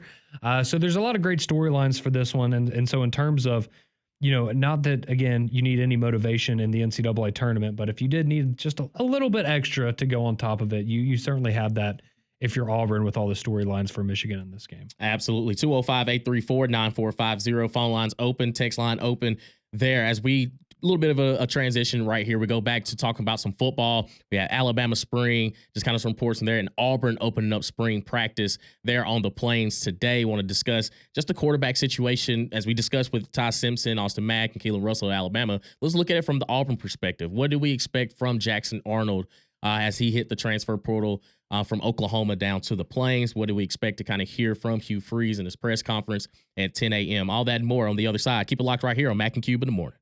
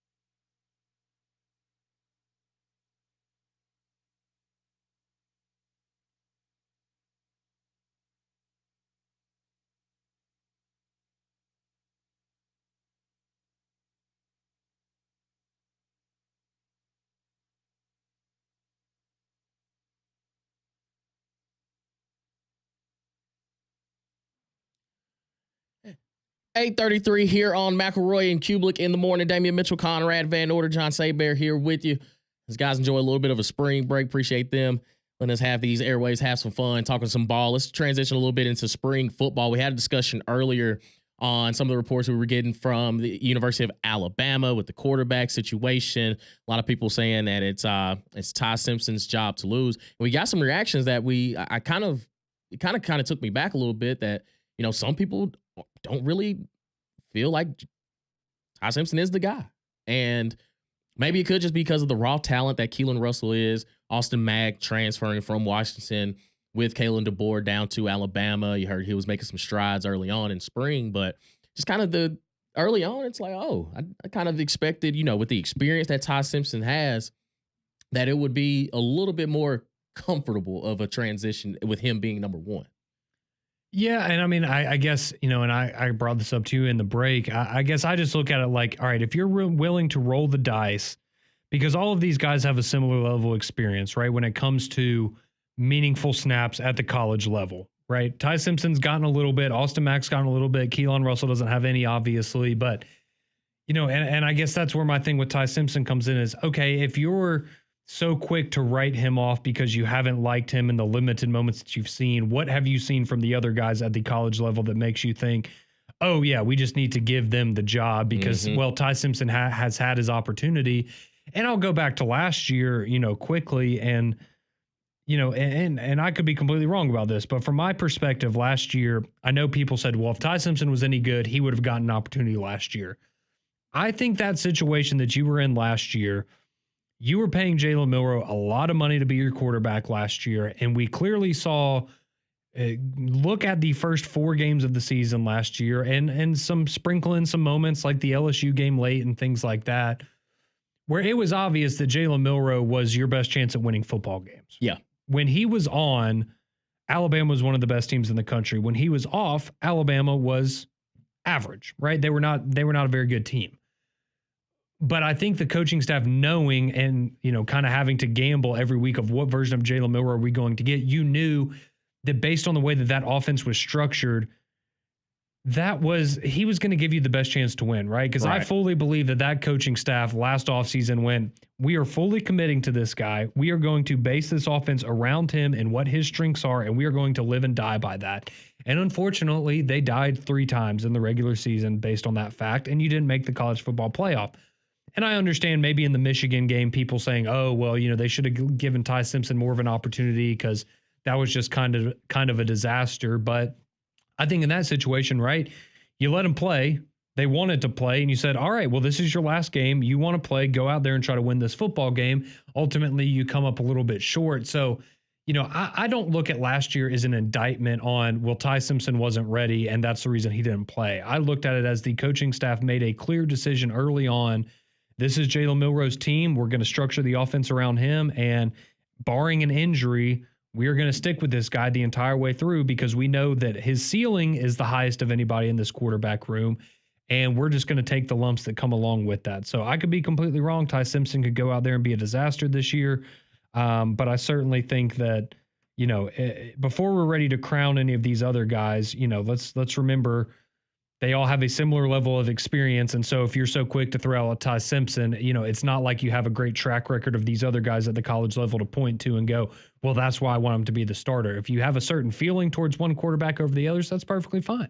Everyone's going to have a different guy that they think should be the starter. But I don't think that we need to look at Ty Simpson as, oh, well, he's just never going to have the juice because he's been in the program for a number of years and hasn't earned that starting spot yet. Absolutely. And then we look at the Auburn situation now with them opening up spring practice today. Of course, first and foremost, the health, continued prayers for Hugh Freeze with his cancer diagnosis, and I'm glad they got that early. But just him being back out there on the field, one is a great sign. But also now, we're past the Peyton Thorne discussion now. Like we can close that chapter of Auburn quarterback play. But now you're bringing in a guy in Jackson Arnold who was slated to be the guy at Oklahoma. And we saw it was a case of the yips in multiple situations, interceptions, fumbles. Talent for sure is there. But then we saw it's very similar to Jalen Milroe for Alabama. It's when he's on, He's definitely on. But when he's off, it looks bad. Like even now you have the tape out on him enough to know exactly kind of where Jackson Arnold fits. Now, with Deuce Knight coming in, Ashton Daniels as well transferring in, that whole quarterback room for Hugh Freeze looks different. And the pressure is ramped up because of two, back-to-back disappointing seasons. And last year during this time, we're hearing the hype of the Cam Coleman's, the Perry Thompsons, Bryce Canes. And of course, and again, I give me and you a lot of credit. Like we kept discussing, okay, we know the talent is there 1000%, but they have to have a quarterback to give them the football. Do we get good Jackson Arnold? Do we get bad Jackson Arnold? Is it really worth Auburn fans banging your head against the wall again for another year because of how inconsistent Jackson Arnold was? Or are you just banking like, hey, he knows he's the guy, we're rolling with it, we'll take whatever comes with it. But now you don't have that safety valve in Jarquez Hunter anymore, and you still underutilized him last year. So now it's more of a running back by committee. Yes, we know the talent with Perry Thompson, Cam Coleman, Bryce Cain. And now you add Eric Singleton out of the transfer portal, he's a firecracker. Like he's a big play guy, small in stature, but if you put the ball in his hands, big things can happen. So now it's just, okay, can you finally find some consistency at quarterback? And that's the biggest question mark that you have with Jackson Arnold. And again, it's spring, understand it's day one. He may throw a couple deep balls and we'll hear reports like, him and Cam Coleman are gelling. It's like, all right, let's just see this on Saturday in the fall. But it does give you some sort of hope of, all right, well, Jackson Arnold's played a bunch of football, but how confident can you truly be in this new system if he starts to have, some of those mental lapses? Is it worth another headache with Hugh Freeze in this offense?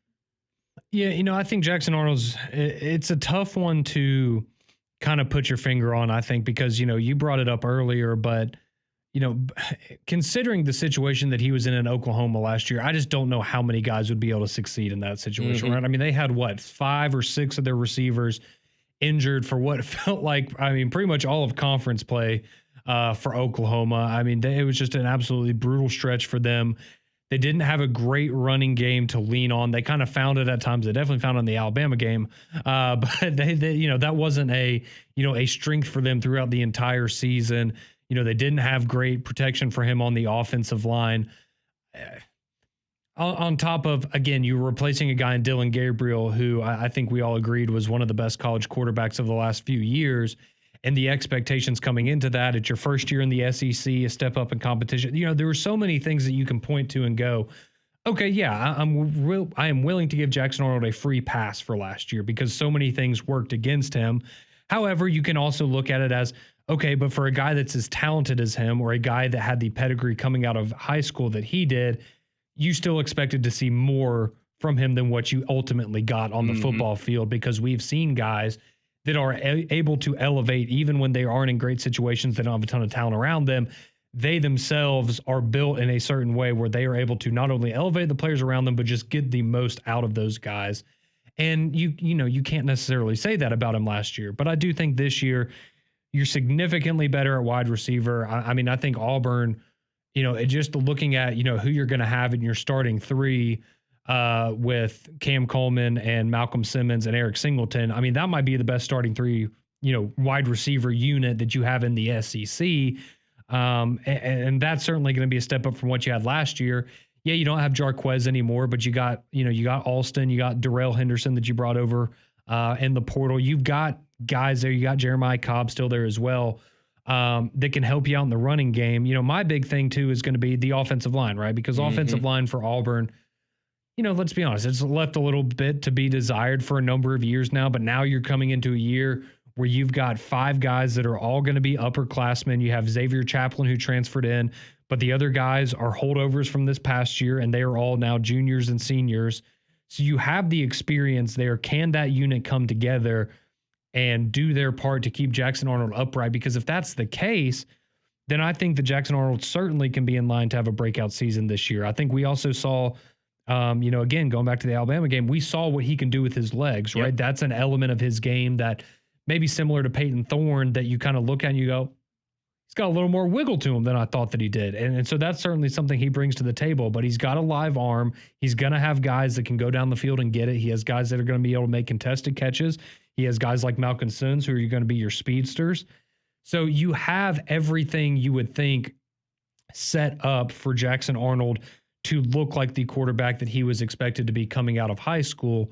However, I will also say my concern, with Auburn offensively, going back to last year, is we can talk about Peyton Thorne all we want and how he wasn't particularly good. He was certainly better last year than he was 2 years ago. But, there were games last year where I don't think Auburn lost necessarily because of who was under center. I think you lost some games last year because of who was calling your plays and the way that the offense was ran. And like you mentioned, you had arguably the best player on your team was Jarquez Hunter, and you refused to give him the football in situations where, I know we say all the time, oh, well, I could do that. Or if I was the coach, I would make that decision. There's a reason we're watching it on our couch and we're not being paid millions of dollars to do it. But there are certain situations where you look and you go, this is so obvious. Why are these calls not being made? Why is this game plan not being implemented? And so that is something that Jackson Arnold really can't control, right? If the guy calling the plays isn't calling plays that he's familiar with, he feels confident in, and that are setting you up in the best position to, be a successful offense, then there's only so much you can do. So I do think that my expectations offensively for Auburn are that they should take a step up. I think Jackson Arnold will be better than he was last year. But a lot of that also comes down to the play calling. And if that's not something that changes, and we see Hugh Freeze manage games better than he did last year, it's kind of hard for me to pinpoint where I think this offense is going to be, even with a bunch of new faces. Yeah, on the other side, we'll take a look at the Auburn defensive side as well. You return DJ Durkin. A lot of young guys got a chance to play last season. Are we expecting Auburn to have one of the better defenses in the SEC? Of course, we want to hear from you as well. 205-834-9450. Your text message, your calls. We're talking some ball on the other side. Keep it locked right here on Mac and Cube in the morning.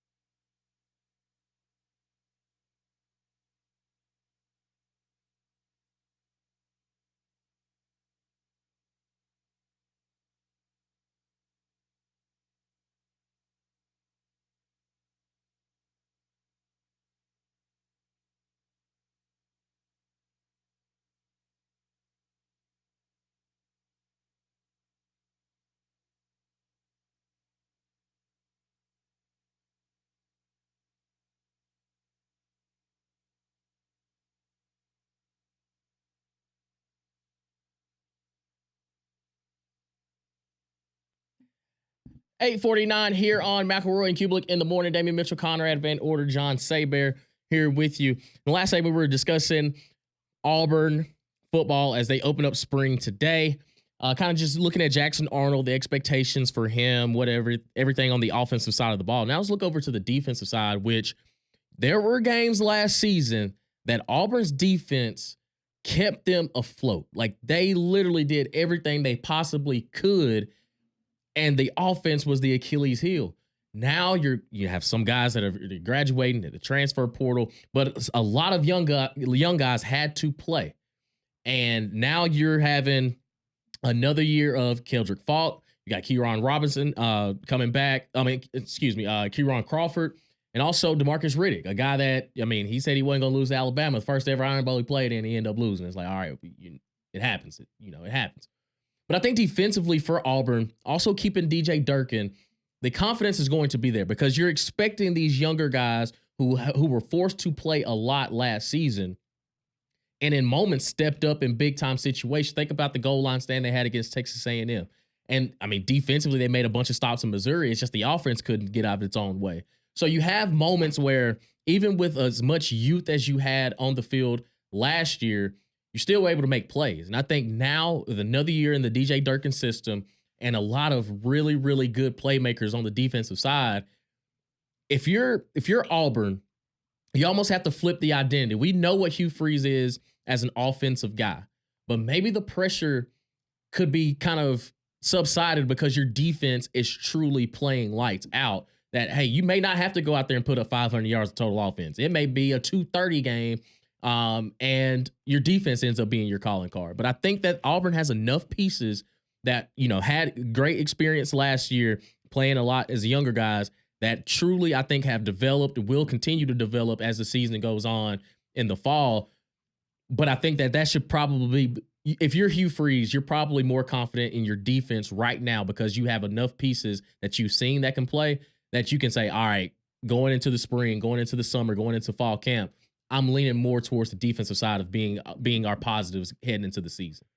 Yeah, no, I definitely think the defensive side of the ball was the bright spot for Auburn last year, and I thought DJ Durkin did a great job. And obviously they had to go and give him a nice little pay raise when Ohio State came lurking, and I think that was the right call because he did a stand-up job last year. And I think for Auburn, you have some guys coming back like Keldrick Falk, who's been around there. You mentioned Kieran Crawford, some of these guys who have been around the program for a little bit now and have experience. But I think last year was so big because you saw early on you had guys that were, we talked so much last year about the freshman class in the wide receiver group and how big that was going to be, and that took a lot of the headlines. But you had a lot of guys in that freshman class on the defensive side of the ball that played big minutes for you, like your DeMarcus Riddicks, like your Malik Blocktons in the front seven. And those are guys that showed a lot as freshmen. And so now with another year of development, you can just kind of imagine what the expectations are going to be for this Auburn defense. Again, it's another year. Now you have more familiarity with DJ Durkin and what kind of defense he wants, what he expects from you as a player on that side of the ball.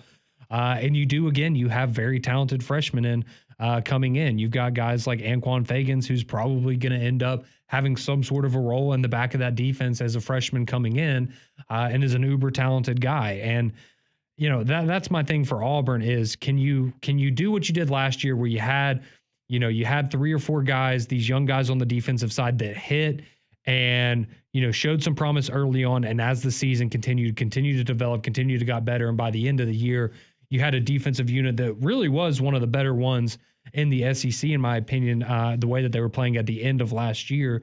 Can you repeat that again, getting some of these guys in, getting them playing time early so that hopefully by the end of the year, you are in a position whether, you have a fantastic season and you're in the hunt for a playoff spot, or you're just, looking at going to a bowl game and trying to capitalize and maybe get, that 9th win of the season or something like that in a bowl game. You have these guys who, again, they're freshmen, but they have so much experience that they're not playing like it anymore. So I have high expectations for Auburn on the defensive side of the ball. I think that they can, just continuing to develop these guys. There's no reason that they shouldn't be at least as good as they were last year. Mm-hmm. I know losing some guys like McLeod and what he was able to do off the edge there, you're going to miss stuff like that. But if you're Auburn, I think you have to feel good about where you are right now, and you're just hoping that one of these guys, whether it's a guy that's, kind of been here for a couple years now, or one of those freshmen going into their sophomore years now, can someone develop into, a game breaker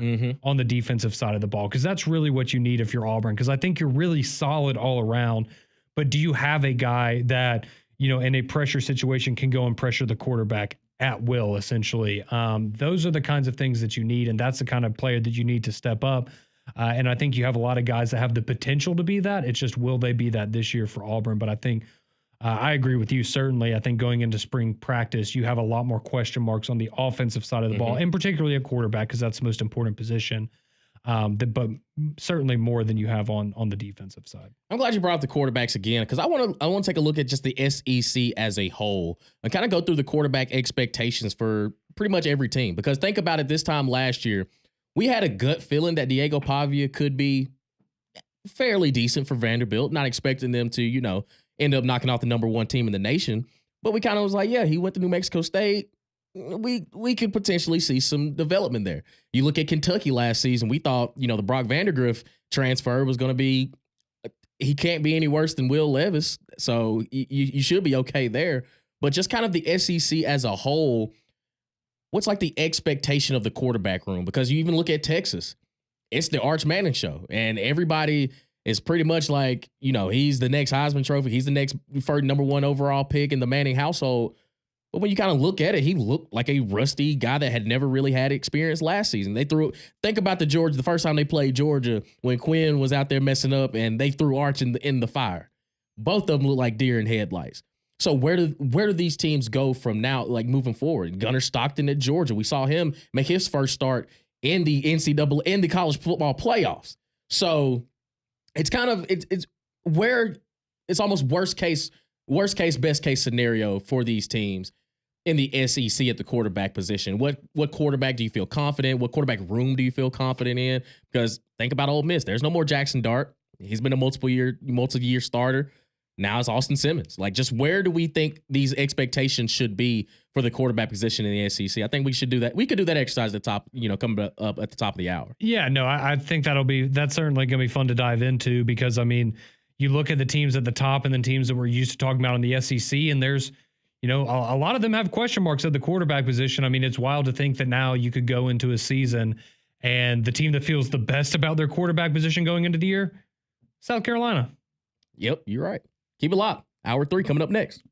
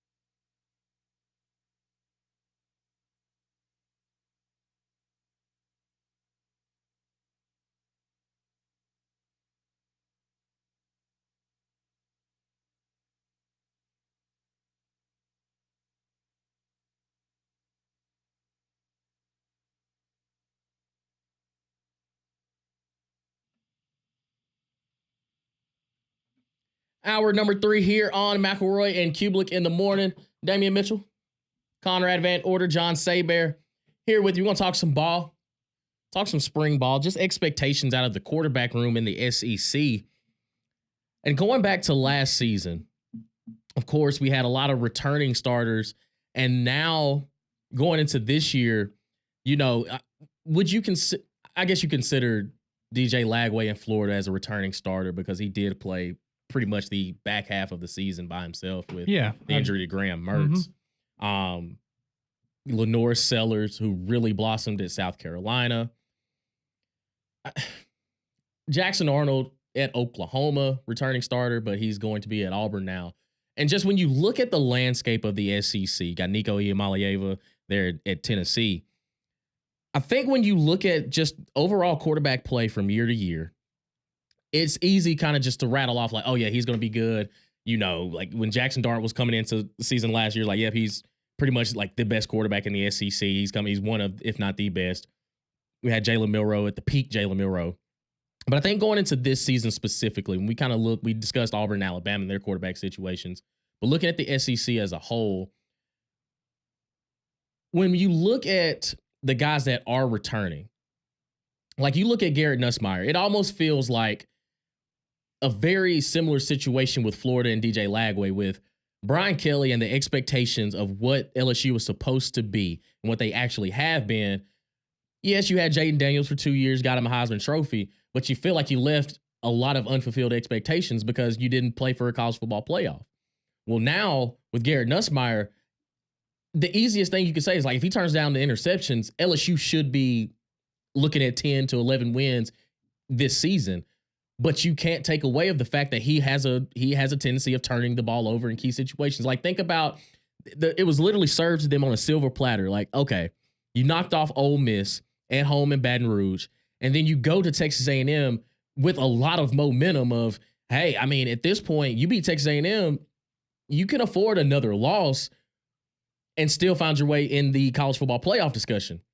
But you go to Texas A&M and lose because of Garrett Nussmeier turning the ball over in key moments. And I think when you look at the worst thing that could possibly happen or worst case, best case scenario for all of these college quarterbacks, let's start with LSU just because they are returning Garrett Nussmeier.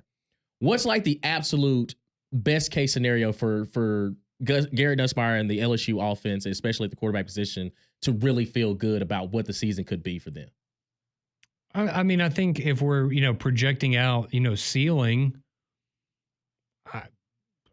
I mean, I would say Heisman conversation for Garrett Nussmeier. I mean, you've seen multiple quarterbacks win the Heisman in the last, 5 years, 6 years for LSU. We know the style of offense they would like to run. We know they're going to have, some wide receiver that's going to be the best wide receiver in the NFL 5 years from now, probably just waiting there. But no, I mean, I seriously think just like last year going in, that was your expectation was, all right, we know that he's not going to bring the same, in terms of what he can do with his legs that Jaden Daniels did, but you were looking at him from purely what he can do as a passer. Yeah, the expectations for him were sky high. And I think that he had a good year overall.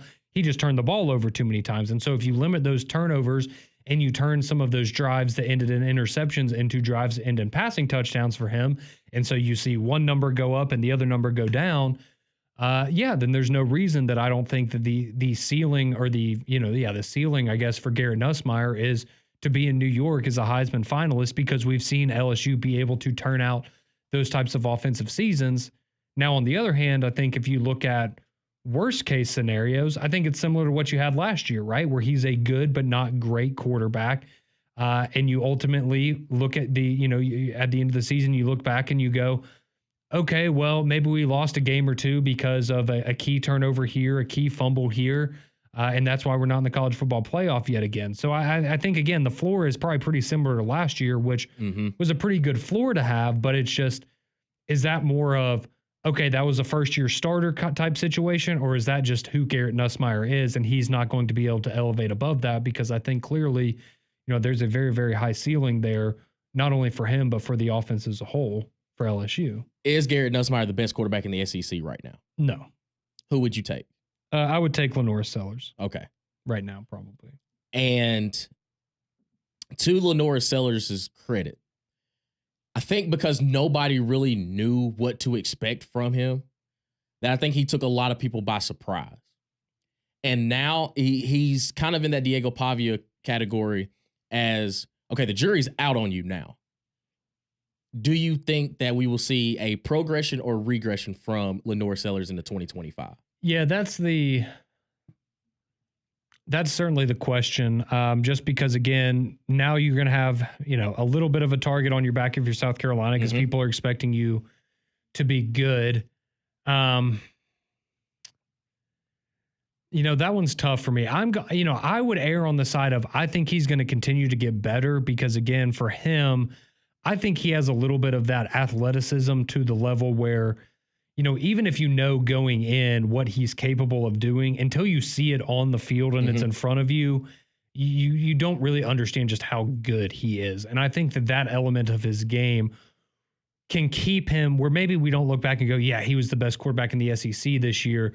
But you're not going to look at him as having a huge regression because, okay, maybe he does start to have more difficulty in the passing game. I think what he brings with his legs can kind of alleviate some of those pressures. I do think also, though, having a guy like a Nick Harbor, for example, on the outside, a guy who was really young last year but has all the talent in the world as a big body, having those younger receivers that are kind of growing with you, if they continue to develop alongside you, then I think that's where you look at this and go, okay, that's where maybe Lenore Sellers has an even better year this upcoming year than he does last year. But that would certainly be my biggest concern with him is just, all right, is this the sophomore slump now that the book's kind of out on you, now that teams kind of understand how to game plan around you? Are you now going to be able to counteract that and be able to make adjustments in games? Or is your athleticism just so off the charts that you are going to be able to compensate where, yeah, they might know where I am or they might know what play is coming, but, based on my athleticism, I can still get to the outside and I can make guys miss because I'm just that much faster. I'm just that much stronger than whoever's going to try to take me down. But I just think right now, coming off of what he did as a freshman was so impressive and not having, not saying that South Carolina doesn't have good guys around them. I thought Rocket Sanders was really impressive last year and what he offered them out of the backfield. But he doesn't have, the wide receiver core that he would have at Auburn, or he doesn't have a Ryan Williams at Alabama or some of the guys you have at Texas, for example, and he was still able to make it work. So that's why I am optimistic that Lenore Sellers will continue to improve and that we're going to look at him as a better version of the quarterback that we saw last year this fall. All right, and that leads me into DJ Lagway at Florida. With all the expectation of just the raw ability that he is, and the talent that he possesses, and for Billy Napier to essentially be coaching for his job week in and week out. Graham Mertz wasn't, I remember the conversations we were having last year, Graham Mertz wasn't as bad as people truly, I guess, kind of thought he was. He was manageable. He was solid. He was solid. And now with DJ Lagway being the guy for Florida, and we saw glimpses of it in situations last year, as crazy as it may sound, had he not gone down against Georgia, think about how differently we would be talking about, one, the Georgia defense, well, Georgia as a whole, but also think how differently we would be discussing DJ Lagway going into 2025 of, okay, well, we've seen that this Florida team is possibly trending, they're already trending upward, but then you had the loss against Texas where it's like, what team even got off the bus down there in Austin? So now with DJ Lagway being the number one guy, could we see Florida in the conversation of being in the upper half of the SEC, or are they still trying to kind of in that middle ground, or are the pieces around him going to be enough for him to truly take the world by storm? Yeah, I guess, again, the question for Florida is just that schedule and how difficult it is. And they did a much better job of navigating it last year than I think any of us expected them to. But again, it's a similar conversation with, again, for Texas, it's like, okay, well, you're going to have another easy schedule because you're essentially playing the same schedule you did last year, just at a different location for each of the matchups. But I think DJ Lagway is incredible. I really do. Some of the things that you saw from him last year, he certainly made some freshman mistakes, but some of the plays that he is able to make, some of the throws that he was able to make are you just can't really teach those things. And he's such a tricky one because there's that part of me that wants to just completely buy in and go, yeah, my hot take is I think at the end of the year, we're going to look back and say DJ Lagway was the best quarterback in the SEC because I think he has the potential to do that. I think he has the tools to be that kind of a player. But banking on that much of a development, just knowing how difficult the schedule is, that's where some of my reservations come in, as well as, for Florida, like who's going to step up on the outside? Like, who do you have a guy that can go and be a dominant receiver, a guy that we're looking at as an all SEC kind of receiver at the end of the year to help him out?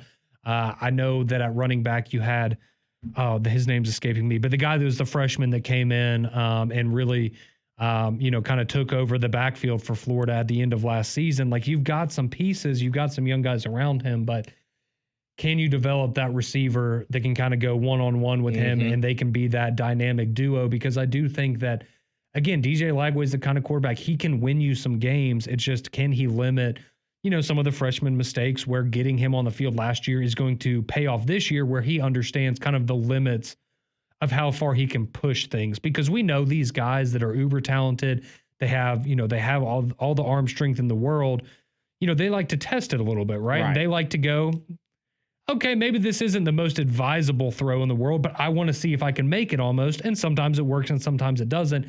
Can you learn how to limit those and give and take what the defense is giving you while continuing to, like we saw in the Ole Miss game at times last year, some of these throws where he can step up in the pocket and just pinpoint, 40 yards down the field, a receiver in stride. That's an incredibly difficult thing to do. And that's a difficult thing to do as a freshman in the SEC. So again, it's similar to the Lenore Sellers thing, where I totally understand where some people have the reservations of, okay, well, now that there's some tape out on him, and now the defenses kind of know how to game plan around him, what are you going to see from them? But, being a freshman and having success in the SEC is not something you see a lot of the quarterback position. So it leans me more towards being optimistic with what you're going to get from a DJ Lagway or a Lenore Sellers, because the talent is off the charts. And what you saw early on is so promising that if you just continue on that same development path you were on last year, I have no reason to believe that you can. It's just for Florida, is that going to be enough? Are you going to be able to be better defensively? Because there were times last year where they just, they couldn't stop anything, right? Yep. They were just absolutely getting run through as a defense. And so it all goes into that.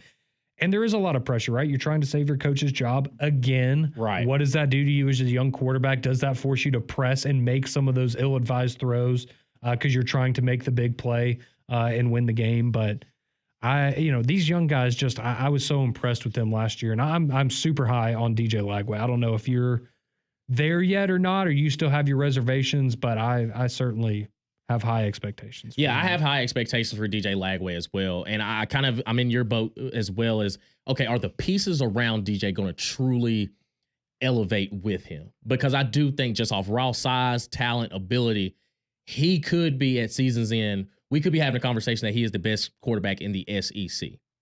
And it could be because Florida may be an 8-win team, a 9-win team. And we're like, yeah, but he probably made a couple mistakes that, okay, well, this is also his first full year of being the guy. And also, I think that when you look at Lenore Sellers, like I think the SEC this year, it's not so much of the numbers of kind of like the stats that'll tell you, who's necessarily the best. But I think our eye test is almost going to outweigh a little bit, because statistically, Jackson Arnold was the best quarterback in the SEC. If he was anywhere else, I don't think that he would have the same amount of success. And a lot of that goes to Lane Kiffin and what he does offensively. I still think Garrett Nussmeier, I think Garrett Nussmeier is the best quarterback returning in the SEC. Okay. And I think in season's end, we'll be discussing that Garrett Nussmeier, one, will have the numbers, and also that the tape will just show you that he's the best just quarterback in the SEC. And I think that's kind of where, even on the Jocks text line, 205-834-9450, I think that's where we can go is, who do you think will be the best quarterback in the SEC in 2025? And it could be statistically, it could just be like, nah, I think the eyes are telling me that this dude is the best. I mean, think of Nico actually works. Like, I'm not expecting him to go out here and put up Hendon Hooker numbers, but he's looking more like Joe Milton than he is for Hendon Hooker. Think about Tennessee with the spread out offense that they had. Dylan Sampson was the SEC's leading rusher. And I don't think Josh Heupel wanted that to happen, but it's like, oh, well, we're already spreading the box out and Dylan Sampson's getting 7-8 yards a carry. He wasn't going to pull a Hugh Freeze and bang his head against walls. Like, nope, just find a way to give Six the ball and Nico just be smart, be efficient. And they couldn't really do that. And I think there were times where the offense led to Nico having to make those throws, and he didn't. Think of the Arkansas game where nobody expected Arkansas to go out and make that offense look pedestrian. And a lot of it was because Nico wasn't able to truly grow into his own because, again, now you have no Brew McCoy. You've got no Square White. Dante Thornton's gone. Like, that receiver room is going to look completely different. So I'm wondering, I kind of err on the side of caution with Nico because, I mean, I do love the offense. I am a Heupel disciple at the core, but he also was the hindrance for a lot of the reasons why they didn't have success offensively. So I think that we're getting some text messages here. Somebody texting is that Austin Simmons will be the best quarterback in the SEC. And I think that one drive from Florida against Georgia that you saw, he went in. That was great. Yeah. It was no drop off. He was throwing that thing all over the field, running the offense efficiently. And again, a lot of that goes to Lane Kiffin as an offensive play caller. But I do think that it's worth a discussion of who do you think will be the best quarterback in the SEC. We'll leave that open. 205-834-9450. Text line, phone lines always open. And we're getting some interesting calls. And we get some interesting text messages coming in because a lot of people believe in Austin Simmons. Is it Lenore Sellers? Is it Garrett Nussmeier? Could it be Jackson Arnold resurgence at Auburn? Could it be whoever wins the quarterback battle at Alabama? We'll want to hear from you and also continue the discussion on the other side here on McElroy and Cubelic in the morning. Jocks 94.5.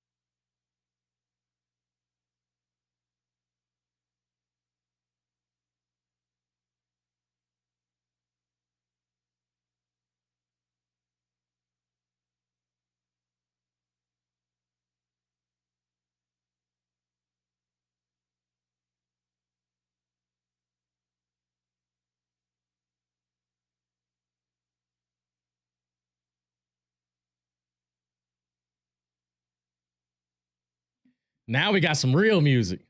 Now we got some real music coming back. That's what I'm talking about. I mean, we were speaking of Florida. A little bit of Georgia. And garbage, yeah. Not living up to expectations, falling apart. Yeah. So you'll appreciate this. So yesterday, we're at home, and last night my wife is going through her Spotify, and she's making a playlist, and it's all, I'm sorry, Damien, but it's kind of cringy country music, like what you apologize to me for? Like, the broke, like Luke Bryan, stuff like that. The junk I just played. Yeah. Correct. Exactly, Saber. And she started playing the song Round Here. Yeah. And, she just looks at me and she goes, I can't lie. This is like actually a pretty good song. And I said, why are you listening to this? And she said, oh, well, she's going on a girls trip in a couple of months. And she was like, well, I was just thinking about it, and I wanted to go ahead and start making some playlists so that we would have. And I was going through and doing like a, cringy country playlist that we could play while we're on the beach. And she included Florida Georgia Line in that. So I just wanted you to know that. I guess I'll take it as a compliment. I appreciate it. I mean, literally called it cringy country, but you'll take it as a compliment. I'm glad she has good taste. I'm glad she's got great taste in music. Yeah. So when my wife goes to the beach in a couple months, she'll be blasting one song from Florida Georgia Line. But hey, haters are everywhere. Haters are everywhere. But that was good. That was a good plot twist. It's all right. Welcome back into You like what you like. I absolutely love. Not like, love. Okay. Welcome back into McElroy and Cubelic in the morning. David Mitchell, Conrad Van Order, John Saber. We're discussing quarterbacks in the SEC. Who do you think will be the best of the bunch at season's end? And we're kind of all over the place. I think that because it's so different of the way we look at quarterbacks now and what they're asked to do, that, like Jackson Arnold could potentially, hit a resurgence of, how it could work, because Hugh Freeze has shown that he knows how to coach the quarterback position, and maybe he's just a little bit better than Peyton Thorne. There's no telling how differently Auburn could be looked at. You look at Alabama. I mean, going into it last year, it was, okay, if we get peak Jalen Milroe, it's going to be hard to knock him off that pedestal, and then we got the inconsistency. So who knows? That quarterback room could develop into something great. And we look at DJ Lagway from Florida returning, and we've gotten some reaction here on the Jocks text line, 205-834-9450. Cody texted in. He says, the Bammer in me wants to say whoever the starting quarterback is for Alabama will be the best in the SEC, but realistically, it's between Nussmeier at LSU and Simmons at Ole Miss. Okay. Going with a bit of a known commodity and then a little bit of an unknown. But, as we talked about right before the break, that it was one drive, but that drive against Georgia was incredibly impressive for Austin Simmons. And we know that Lane Kiffin is certainly going to have a good offense. But, to his point about the Alabama quarterback, is it possible that whoever Alabama's quarterback is the best quarterback in the country or in the SEC? Yeah, I mean, it's possible. But again, I go back to, and it's kind of, some of the conversations that people were bringing up about Ty Simpson and how, we had some people call in earlier that just absolutely are out on Ty Simpson. They really don't even seem to want him to be a part of the competition because they don't think that he's got what it takes to be an Alabama quarterback. But for me personally, I do not look at this Alabama team as you need to have that superstar quarterback. Now, would you like to have that? Yes. 10 times out of 10, yes. You're never going to say no to that. But whether it's Ty Simpson, whether it's Austin Mack, whether it's a Keelan Russell as a freshman coming in, I don't necessarily think that you need them to be, the best quarterback in the SEC in order to find yourself in the college football playoff and to find yourself being able to reach the goals that you have set out for you, because the team around you, at least on paper, seems like it's going to be better last year, and you just need to be more consistent, because I think that was the biggest problem that people had with the offense last year is it wasn't consistent. When everything was firing on all cylinders, the LSU game, first half of Georgia game, Wisconsin game, it was great. Right. But you had way too many times where there just wasn't enough consistency and the offense just completely stalled. And so I think that's an interesting standpoint for someone like that, or even maybe, that's kind of when we talk about Arch Manning at Texas, a little bit of a different conversation than like a Lagway, for example, where we're looking at him as, you're super talented. We don't really have that many concerns about you. It's more so, is the rest of the team going to grow and develop around you? Or is it going to be a situation where you're kind of having to, put the team on your back more times than not, and you're single-handedly winning your team games, as opposed to some of these other situations where, maybe they're not going to be the best quarterback in the conference, but because of the pieces around them, they might have a better offense as a whole because it's an 11-man job, not a one-man job. Right. And I think that's where I have a conversation about Arch Manning. And I didn't see enough for me to feel confident that he's going to just light it up when he becomes the man at Texas. But he has that last name. And that's the only thing. That's the only thing I think people, if you truly watched him, I didn't think when he had to when he got put in certain situations, I just never felt like, yeah, he's ready. And again, he could light up the world in the SEC coming into, going into 2025. But I don't know. It's very similar to DJ Lagway in Florida. I don't know if he has enough around him, which I know the talent will be there, but is it going to be enough to take him over the top where you can turn it on and be like, hey, Arch is every bit of his uncles. He's every bit of a number 1 overall pick. But I haven't seen it yet. And I think the upside is there because he's got a little bit more wiggle than, his uncles Eli and Peyton. He's got more of an athleticism about him enough to keep you honest. And I think for Texas and Steve Sarkisian is very similar to Lane Kiffin. They're going to put him in positions where he's just got to be accurate with the football. They'll formation him out the wazoo. They'll shift, make the defense tell you where they're going. And does he have enough quarterback in him to go out and look at a defense like, okay, I see exactly what they're doing. And again, he got thrown into the fire last season a little bit earlier than expected when Quinn was he was dealing with some injury and also when he wasn't playing well. Arch was in. They had packages for him, but now he's the guy where there's no looking over your shoulder. It's can he step up? And I just haven't seen it yet. I don't think that he's going to necessarily light the world on fire, but I don't think he's going to be god awful either. Yeah, it's again, he's a guy where the potential is there. I will say this. I think, him coming out of high school, I was not very high on him for the same reason a lot of people were, right? Which is, okay, if you have a different last name, are you going to be viewed as the same caliber of prospect coming out of high school? Because he played Louisiana high school football. He did not play at the highest classification. He did not play against the toughest competition. And going from that level of football up into SEC football and playing for Texas is a completely different ballgame. And I thought when we did see him last year, he looked better than I expected him to. I'll be completely honest. But I'm with you in the sense of it wasn't a situation where you're just like, oh, yeah, this guy's going to win, the next 2 Heisman trophies. Texas is about to win a national championship with him. That potential is certainly there. And I will say, if you're a Texas fan, you probably look at what you got from him last year where, he had to come in for Quinn in the UTSA game, but he started 2 games last year. He started against Louisiana Monroe. He goes 15 of 29 for 258 yards, 2 touchdowns, and 2 interceptions.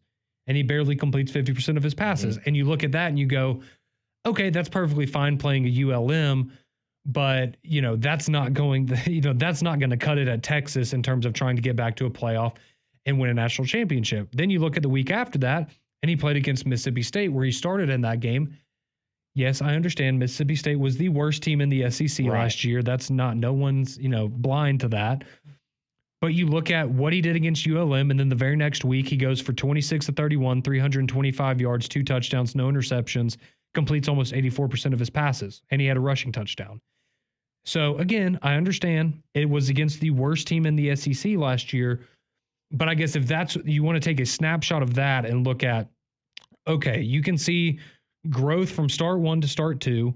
He had a better game against SEC competition, albeit, not great competition, but that's where I guess my confidence would be from. On top of what I was just talking about with Alabama, for example, is the guys around you are going to be so good. Right. That should help you. Even if you do have some bumps in the road early on, you should have enough pieces, enough talent on the field around you to kind of cover some of that up at times. And I do think, you mentioned it, and we saw it a couple times last year where Arch was brought in to be kind of the running guy, right? If you were if Sark thought they were in a situation where it was a 3rd or 4th down and you wanted, another option running the football, you saw Arch Manning come in and try to convert on those plays. And so that's an element of the game that you have that you didn't have with Quinn Ewers this past year. On top of with Quinn, I look at him similarly with Arch as, if you're telling me Arch just needs to be better than Quinn Ewers, I don't think that's that crazy of a thing to project Right. because while Quinn Ewers, I'm not saying he was bad, he was a good quarterback. I don't think he ever reached the heights that we kind of had expected for him coming out of college or high school and being, that first $1 million quarterback and all this, but he was a good quarterback. But I think Arch Manning can be better than that, right? I think he can be more consistent because there were times where you look at Quinn, you go, man, that guy's got it. And then there's other times where, he looks like he shouldn't even be on the football field. And I think Arch has maybe more natural talent because Quinn didn't have the biggest arm, right? And we saw that last year on top of if you can just stay healthy, because that's another thing. Texas hasn't had that in a few years now because Quinn's gotten hurt every year that he's been there.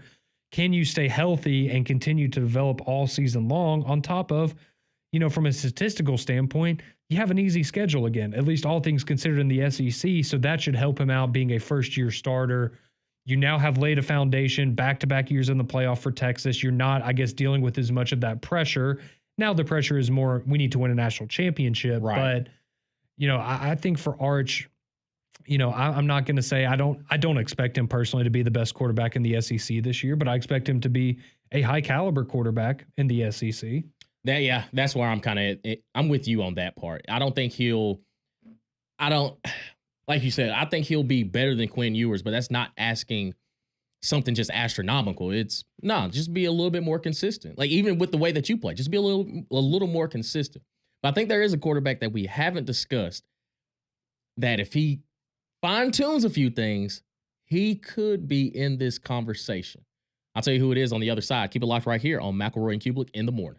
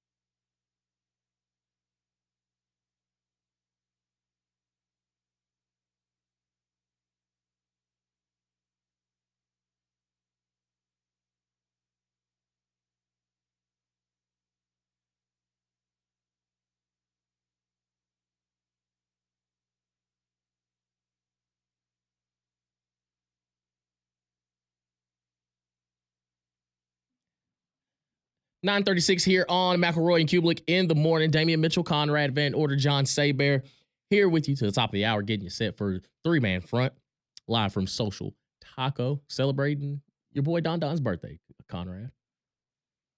Yeah, you'll be there today, right? Huh? You'll be there today, right? I'll try to make it. I was about to say, I'm not the one that was down on the plains of Auburn with him last year, so if anybody... What a great way to return the present and show up at his birthday. Yeah, absolutely. In an Alabama shirt. Yeah. Yeah. You know me, big Bama guy, huge. At least it's Alabama basketball. Exactly. No, I've been rocking with Mark Sears for years, dog. Actually, if you were a true Alabama basketball fan, you'd be a Duke basketball fan. I ain't rocking with Duke. Alabama football, Duke basketball, Cowboys, Lakers, Yankees. Nah. I've only got two of those. Nah. Couldn't do it. Couldn't pay me enough. Got too much crimson in me. I don't give a piss about nothing but the tie. Something tells me if someone mailed in a shirt for any one of those teams, you would wear it. Of course. Yeah, exactly. Of course. Right. It's a gift. There you go. It's a gift. Yeah, everyone's like, oh, well, everyone has a price. Yeah, Damien's is like a $20 shirt at the thrift store. That's Damien's price. He's the new Drake.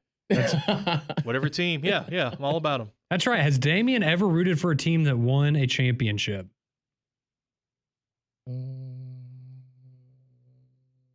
Nah, I ain't never been a Drake. Nah, I ain't never really. Yeah. Okay, then. Okay, well, there it is. Yeah, you pick losers. That's what I'm hearing. No, I teased that going into break, a quarterback that we hadn't really discussed, and he's got a couple big wins on his resume. He had some highs, he had some lows, but if he's ironed it all out, he could be kind of sneaky. He could be up there to the towards the upper tier of the SEC. It'd be quarterback at Arkansas, Taylon Green. Because of the talent, yeah, it's there. It's 1,000% there. It is. It's almost the fact that he's at Arkansas. And every single year, it's like, man, I can see Arkansas going 4-8. I can see him winning 9 games. I can see him pulling off a couple upsets along the way. And I think a lot of it was, okay, it's year 1 under Bobby P.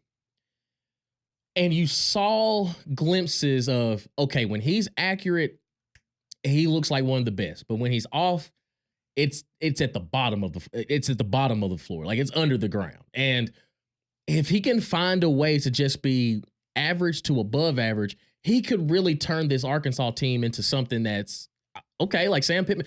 It's not that long ago we're talking about KJ Jefferson and Traylon Burks actually having Arkansas winning 10 games. Like it's not that far removed, and it's okay, just off natural talent, he could be in that position, but how much of it is it based on him as opposed to the system is almost geared towards him to show off his legs, to show off his arm with some deep throws. He just has to be more accurate in the gimme stuff. Like think about the Oklahoma State game where Arkansas literally had it won. Like they're in a position like, man, this is Oklahoma State team it's just not that team. But then you have turnovers in early on, and you just kept giving them life. And then you have that loss. It looks absolutely awful, an Oklahoma State loss. But then you find a way to mess around and go to the Plains and beat Auburn. Now Auburn also helped you along the way as well. But it's that boom or bust that I think that Taylon Green, if it clicks, we could be having discussion that he's one of the better quarterbacks in the SEC. Yeah, I mean, I think just off of natural talent, he certainly has. He certainly has the ability to get there. And, you mentioned, what he did in that Oklahoma State game was incredible. He had a great game against Texas Tech in the bowl game, over 300 yards in the air, 80 rushing yards, 3 total touchdowns, no turnovers. But then you also look and you're like, man, this is the guy that got benched at one point against UAB because of how bad that offense was against a, no offense, but a UAB team that we saw wasn't particularly great last year. And so now, my thing with Taylon Green, I guess I just look at him as he's one of those quarterbacks that you just take the lumps, right? It's almost like a Jalen Milroe light, in my opinion, in the sense of when he is on, there are a few players in the country that have the tools that he has and can do some of the things that he can do with both his arm and his legs. But mixed in with that, you are going to have those games where he just makes boneheaded decisions and he cannot get into a rhythm. And so if you're Arkansas, again, I think you're happy to ride that out, right? Because he's going to be your best option and he's going to be a guy that's going to win you some games. you have to understand that he's probably going to be a guy that might cost you a game or two if he's just not going to be, the same quarterback. And, it is all there. He needs to be more consistent in the passing game. I don't really have any questions about his legs. He did have a few games last year where you saw where defenses, didn't really let him get anything going. And those were the games that Arkansas lost. And those were typically the games where, he didn't have the best day passing the football because they made him one-dimensional. And so that's kind of his thing is, can you be more consistent in the passing game so that when you have a team that says, we're going to load a box or we're going to spy you the whole game, you can still go out there and do your thing and distribute the football and you can beat teams that way. That's the next step for me for Taylon Green. And I think he could certainly make that. But for me, I'm just viewing him as a guy that he's going to do some spectacular things. But you have to know if you're rolling into the season with him as your quarterback, that's going to come with some negatives at the same time. So I'm hopeful that, like you're saying, that he can put all that together and he can figure out, how to be the best version of himself for all 12 games this upcoming season. But, he was just so up and down at times last year. The talent's clearly there, but again, it's also Arkansas and, some of the pieces around him. And, even going back to that Oklahoma State game, you lose that game in double overtime to an Oklahoma State team that ended up being very, very bad last year.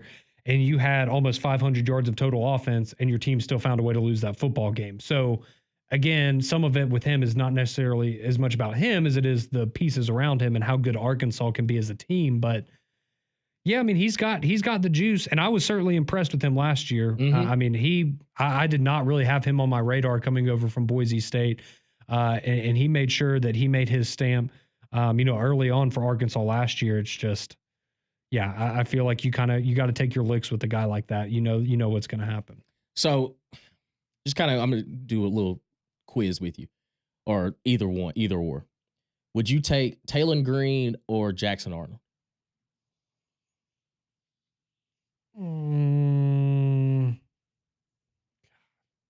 If Taylon Green hit the transfer portal right now. Yeah, if Taylon Green was on Auburn, I'd probably take him over Jackson. Taylon Green or whatever quarterback comes out of Alabama. Alabama. Taylon Green or Diego Pavia? Taylon Green. Really? Yeah. Really? Mm-hmm. I would have gone Diego Pavia. Really? Yeah. That's interesting. That's a tough one.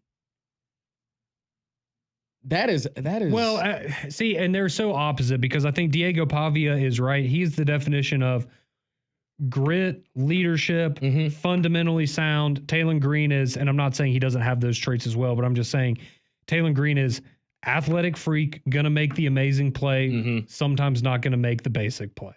So they're very opposite ends of the spectrum, I guess. And I guess I tend to go upside, but I got you.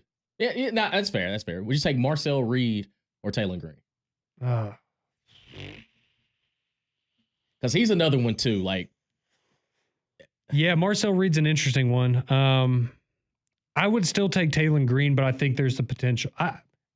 Let me see some more Marcel Reed first. Right, and that's kind of how I am with Marcel Reed at Texas A&M. It's hard for me to feel confident because Marcel Reed showed glimpses at times. I remember Florida early on when he had to come in and it was like, oh, why was he not the starting quarterback anyway?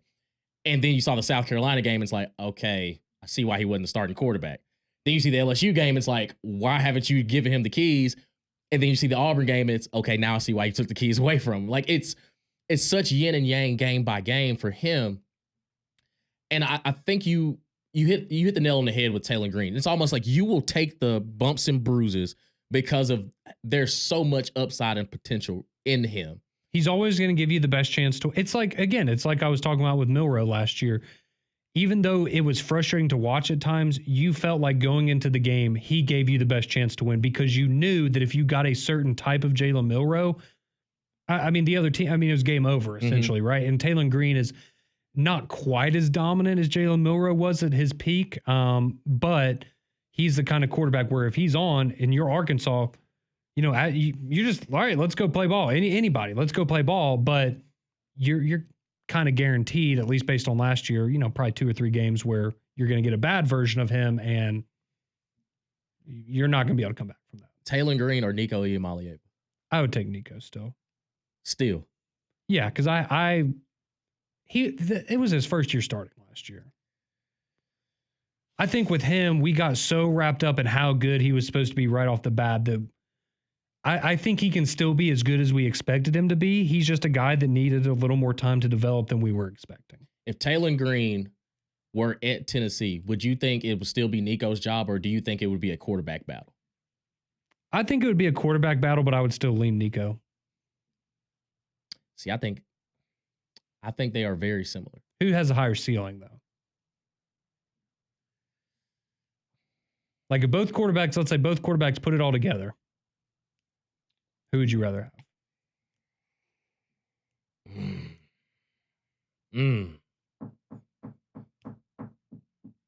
I'd probably lean Taylor Green. Okay. Well, you really like Taylor Green. I think it's, if he were to put it all together, I just think that like his potential to me is up there with Lenore Sellers. I honestly believe that. Based on what I saw a little bit of, it's if he could complete 60%, Arkansas is literally a 8 to 9 win team. Yeah, I guess my thing with him too is we've seen him more because he has had that time at Boise State as well as at Arkansas, to where, you know, some of these guys like a Nico, we've had 1 year of him as a starter. I'm willing to give him a few games into this season to continue to develop before I'm ready to go, okay, he just is that guy. Whereas with Taylor Green, that's kind of why I feel like you just kind of know what you're getting with him. It doesn't mean he can't continue to get better, but right now for me, I feel like you just kind of know what you're going to get with him. But a bunch of you have been texting in. We need to get to those. A lot of great responses from y'all on who you think the best quarterbacks are going to be in the SEC. And I do want to bring up one more guy who maybe was the best quarterback out of any of these guys last year, but he wasn't in the SEC last year. What are the expectations for him? We'll talk about that when we return here on McElroy and Cubelic in the morning.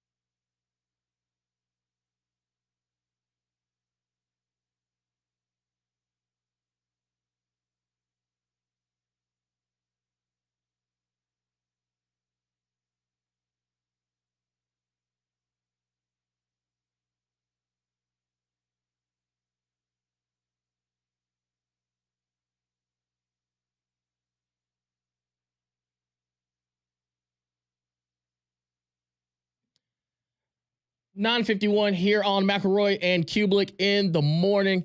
Damian Mitchell, Conrad Van Order, John Saber here with you till the top of the hour. Let's pass you off to Three-Man Front live from Social Taco.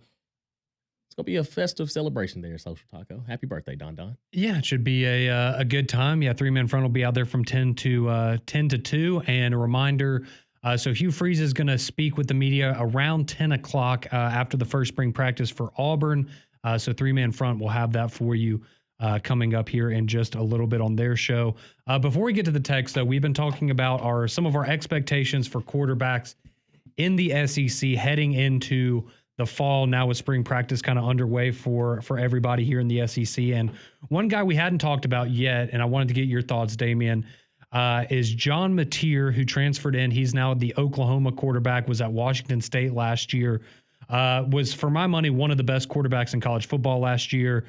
29 touchdowns, 7 interceptions, over 3,000 yards passing for him last year there for Wazoo. And coming into this year, he also had 15 rushing touchdowns. And coming into this year for Oklahoma, I feel like he's kind of gotten forgotten about a little bit. And a lot of the headlines, obviously, here have been Jackson Arnold going to Auburn for us. But I feel like we haven't talked a whole lot about John Mateer transferring into Oklahoma. For me personally, I think this is not, I don't mean this is a shot at Jackson Arnold, but I think that you upgraded to that position for Oklahoma, at least for what you were looking for from the quarterback spot. Yep. So are you looking at John Mateer? Do you think that he is going to be able to turn Oklahoma around back to where maybe this is a team that's going to win 8 or 9 games this year? Or do you think that it's really not going to make that much of a difference from the Oklahoma we got last year with Jackson Arnold and Michael Hawkins? No, I think that you definitely upgraded. I think you're going to see an improved Oklahoma offense. Again, barring any injuries, things like that. Now you get Deion Burks, who's going to be 100% healthy going into the season, who would have been one of the best, if not the best receiver in the SEC last year, just with his explosive playmaking ability. And to John Mateer's credit, again, he added 15. You still add that rushing element to it with 15 touchdowns on the ground and what he was able to do. I mean, Washington State quarterbacks have shown, if you look at Cam Ward, it's a pipeline. Like, hey, if you put up some numbers out there, you pretty much got your pick of the litter. Gardner Minshew. Oh yeah, Gardner Minshew. He did go to Wazoo. Yeah. Yeah, because he was going to go to Alabama. Yeah, sat on the bench. Yeah. And then he went to You're just like Cam Ward because you want him to be your quarterback. Oh yeah, he locked that in yesterday. This pro day, 1,000%.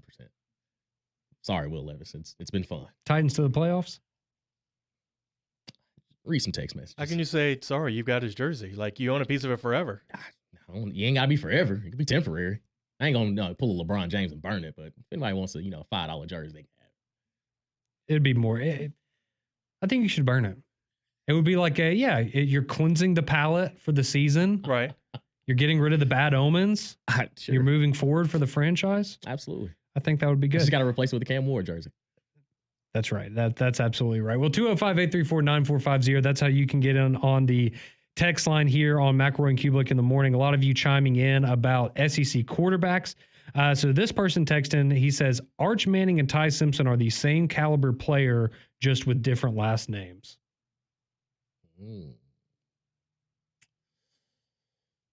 Well, they were both 5-star recruits, right? Yeah. It's fair.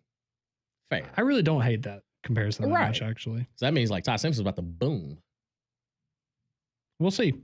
Let's see. Somebody else texting in from the state of Texas. Don't have a name, but they say, well, first off, they said Florida-Georgia line is awesome. So Yes, sir. I don't know if we can really take this next comment seriously. But they say, Arch is so not it. I'm a Tulane grad and New Orleans resident.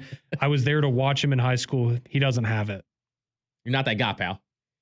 Let's see. Capstone Jackie says, in Nick Saban's system, you didn't need a superstar quarterback, but in this one now, you absolutely do. Okay. I would disagree with that, but Yeah. I understand where you're coming from. Michael Penix Jr. put up numbers. Jake Hayner did at Fresno. And let's see. We will wrap up. Jamie, he chimes in. He says the best quarterback in the SEC is Lenoris Sellers from South Carolina. We got a lot of representation. I mean, Yeah. a lot of guys have been mentioned. Yeah, and some people are out on the Ty Simpson train. They think it's going to be Austin Mack or Keelan Russell. Everyone loves Austin Simmons. I'm telling you, boy, it's fun. Three-man front, live from